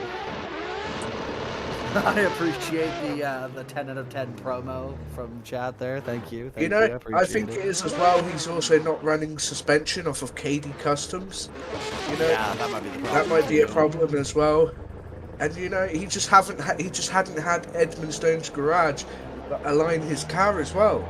And you know, he hasn't got tyres from TD Tyres, and that's just all the problem there for Brandon Carter. Obviously, as well, his rap on the car's not from Violent D. Like, look, it could be a massive problem there for him as well. Engine probably isn't built by Mclellan Motorsport. There's so many things here, you know. It's just a sad day for. Ladies and gentlemen, the commentators up here in the booth, we did go to the school of plugging things, and we all dropped out, so we're not very good at it. Anyways, here we go. We're going to set up for the second half of the battle, a very messy first half, so let's see if we can clean it up. Brandon Stacy in that S15 with Brandon Carter in his S15. It's going to be very interesting here, very, very interesting. Let's see how the second half of this battle goes.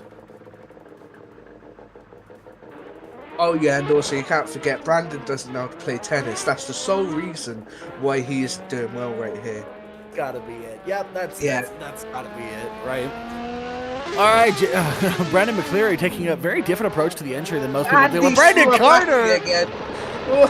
backing it into the door of Brendan Stacy. Brendan Stacy just trying to finish out this lead run with Brandon Carter just trying to hold it together for the chase run. Oh, and contact! Oh no! That is unfortunate, ruining that wrap. Maybe he can go to Violent D and get a new one.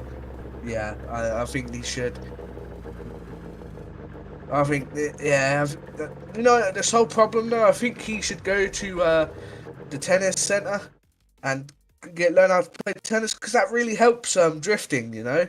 Yeah, he's got to get that backhand flip going. Yeah, you know, he needs to go to Spelthorne Community Tennis Center. You know, he might learn a couple of things or two. And you know, tennis really helps with how good you drift. This is going to be a hard one for the judges to judge, not because both drivers were amazing, but because both drivers were very much lackluster. It looks like both of them had a lot of issues here. Brendan Stacy having somehow we have a decision of this very hard call from the judges. We do have a decision. So here we go. Let's see. Will it be Brandon Carter or will it be Brendan Stacy? And that's a unanimous decision. Brendan Stacy takes the win. Man, that was was one hell of a battle. And it looks like we might be skipping another battle due to people not showing up. Yeah. So we have Alexander Perez. He's going to be going for a bye run because James Mclellan did not show up today, and I've lost my other commentator. That's unfortunate. Cool.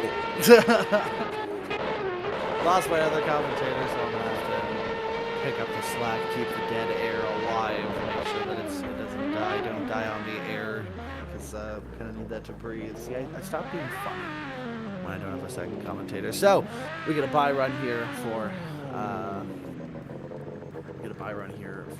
Alexander Perez.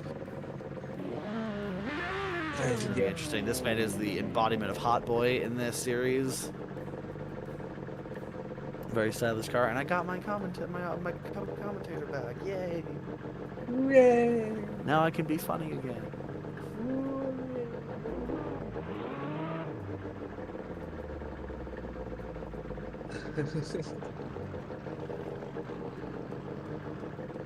Too bad Tom's doesn't sponsor this series because I've got some really bad heartburn going on right now.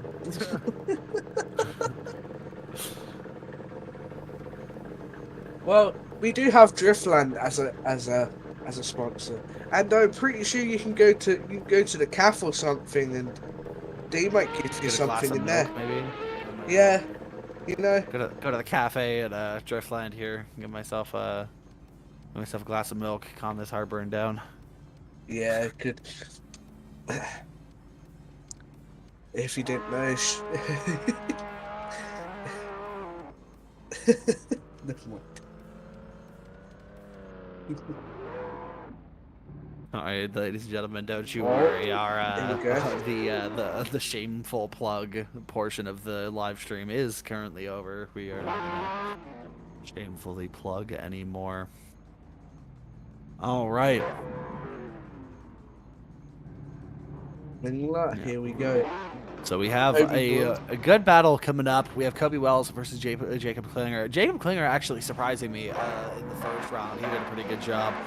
So we're going to see how he handles against Mr. Kobe Wells. Kobe Wells driving, I believe that's the Public Pack E92, correct? Yes. And Jacob Klinger in his Corvette. Here we go, and we are not spectating the drivers. There we go. Here we go. We have Kobe Wells in the lead position, E92, with Jacob Klinger in his Corvette, ready to send it in here. Kobe having a really rough line, straightening up, causing Jacob to go into him. Well, that's what it looks like, anyways. Here. Before I mean, I don't know, man. No, it looked like he made a correction. It looked like Jacob ignored the decel zone and Kobe used the decel zone. You see here, Kobe used the decel zone, Jacob didn't. Tried to dive, went in too hot. Fair enough. I don't know. It'll have to see what the judges think about that one, but I imagine they're going to send it for the other half of the battle here in a moment. For sure.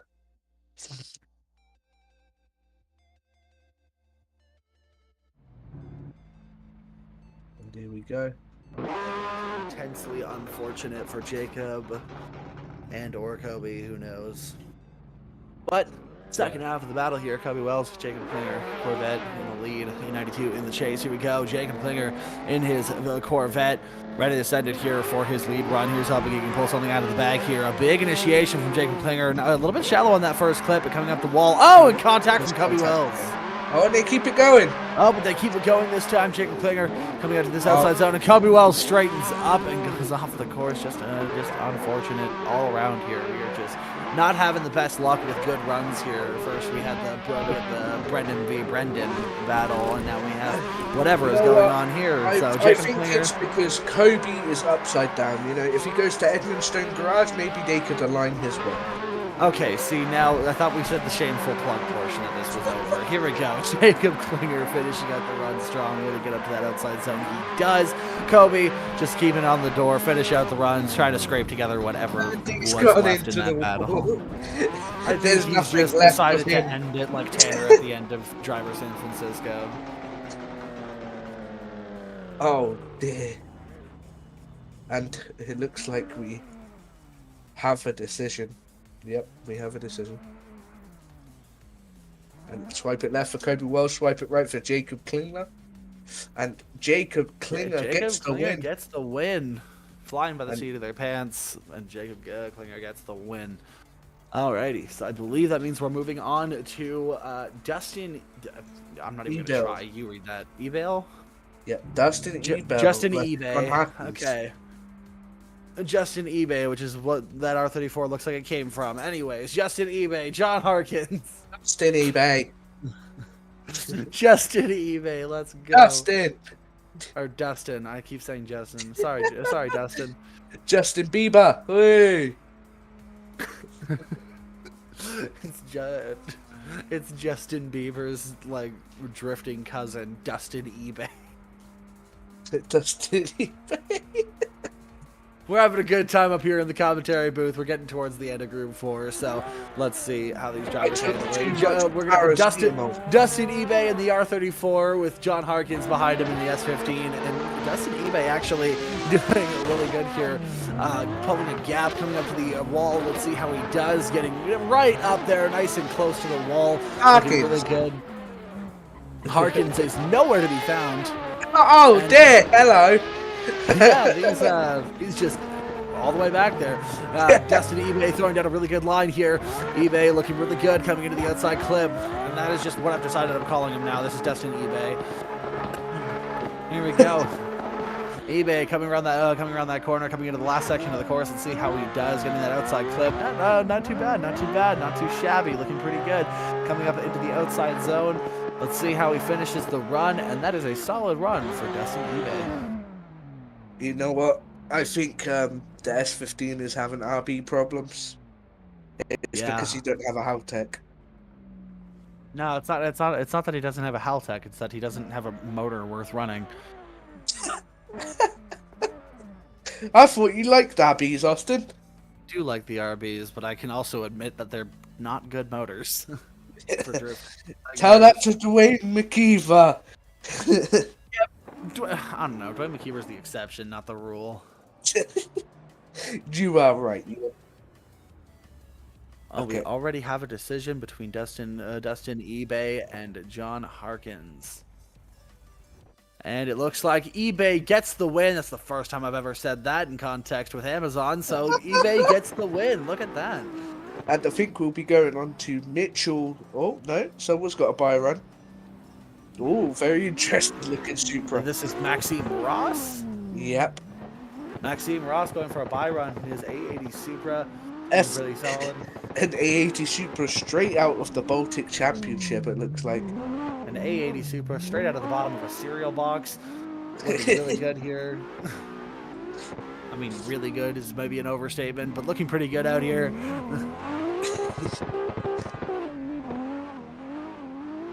Personal opinions, guys, do not worry. We are not being serious. But the car does look a bit... Oh, and he's straightened on his buy run. That's fine. It doesn't matter. As soon as he passes the start line, he's alright. So we'll be going on to the... I'm guessing the next battle. The next battle, which I believe will be... Yeah, it'll be the battle that we had to push to the end of the event, and that'll be Mitchell Gibbons versus Daniel Andrejev. We had a bit of lag issue and server issue sending Mitchell back to pits mid-run, so we might be going back to them here in a moment. Yeah, I don't know, because I don't see any of them in the voice chats. And yeah, that is it. We have been told to sign off. All right. I guess that is it, ladies and gentlemen. Thank you very much for tuning in to the Top 64. We had it went a bit rocky at the end there with some of the battles not quite showing up as we hoped, but hey, tomorrow is Top 32 and on, so we will definitely see some very, very intense battles coming in tomorrow. So make sure to tune in, make sure to subscribe, hit that like button, hit the bell notification icon so that you do not miss tomorrow. So please, ladies and gentlemen, have yourselves a good one, and we'll see you tomorrow.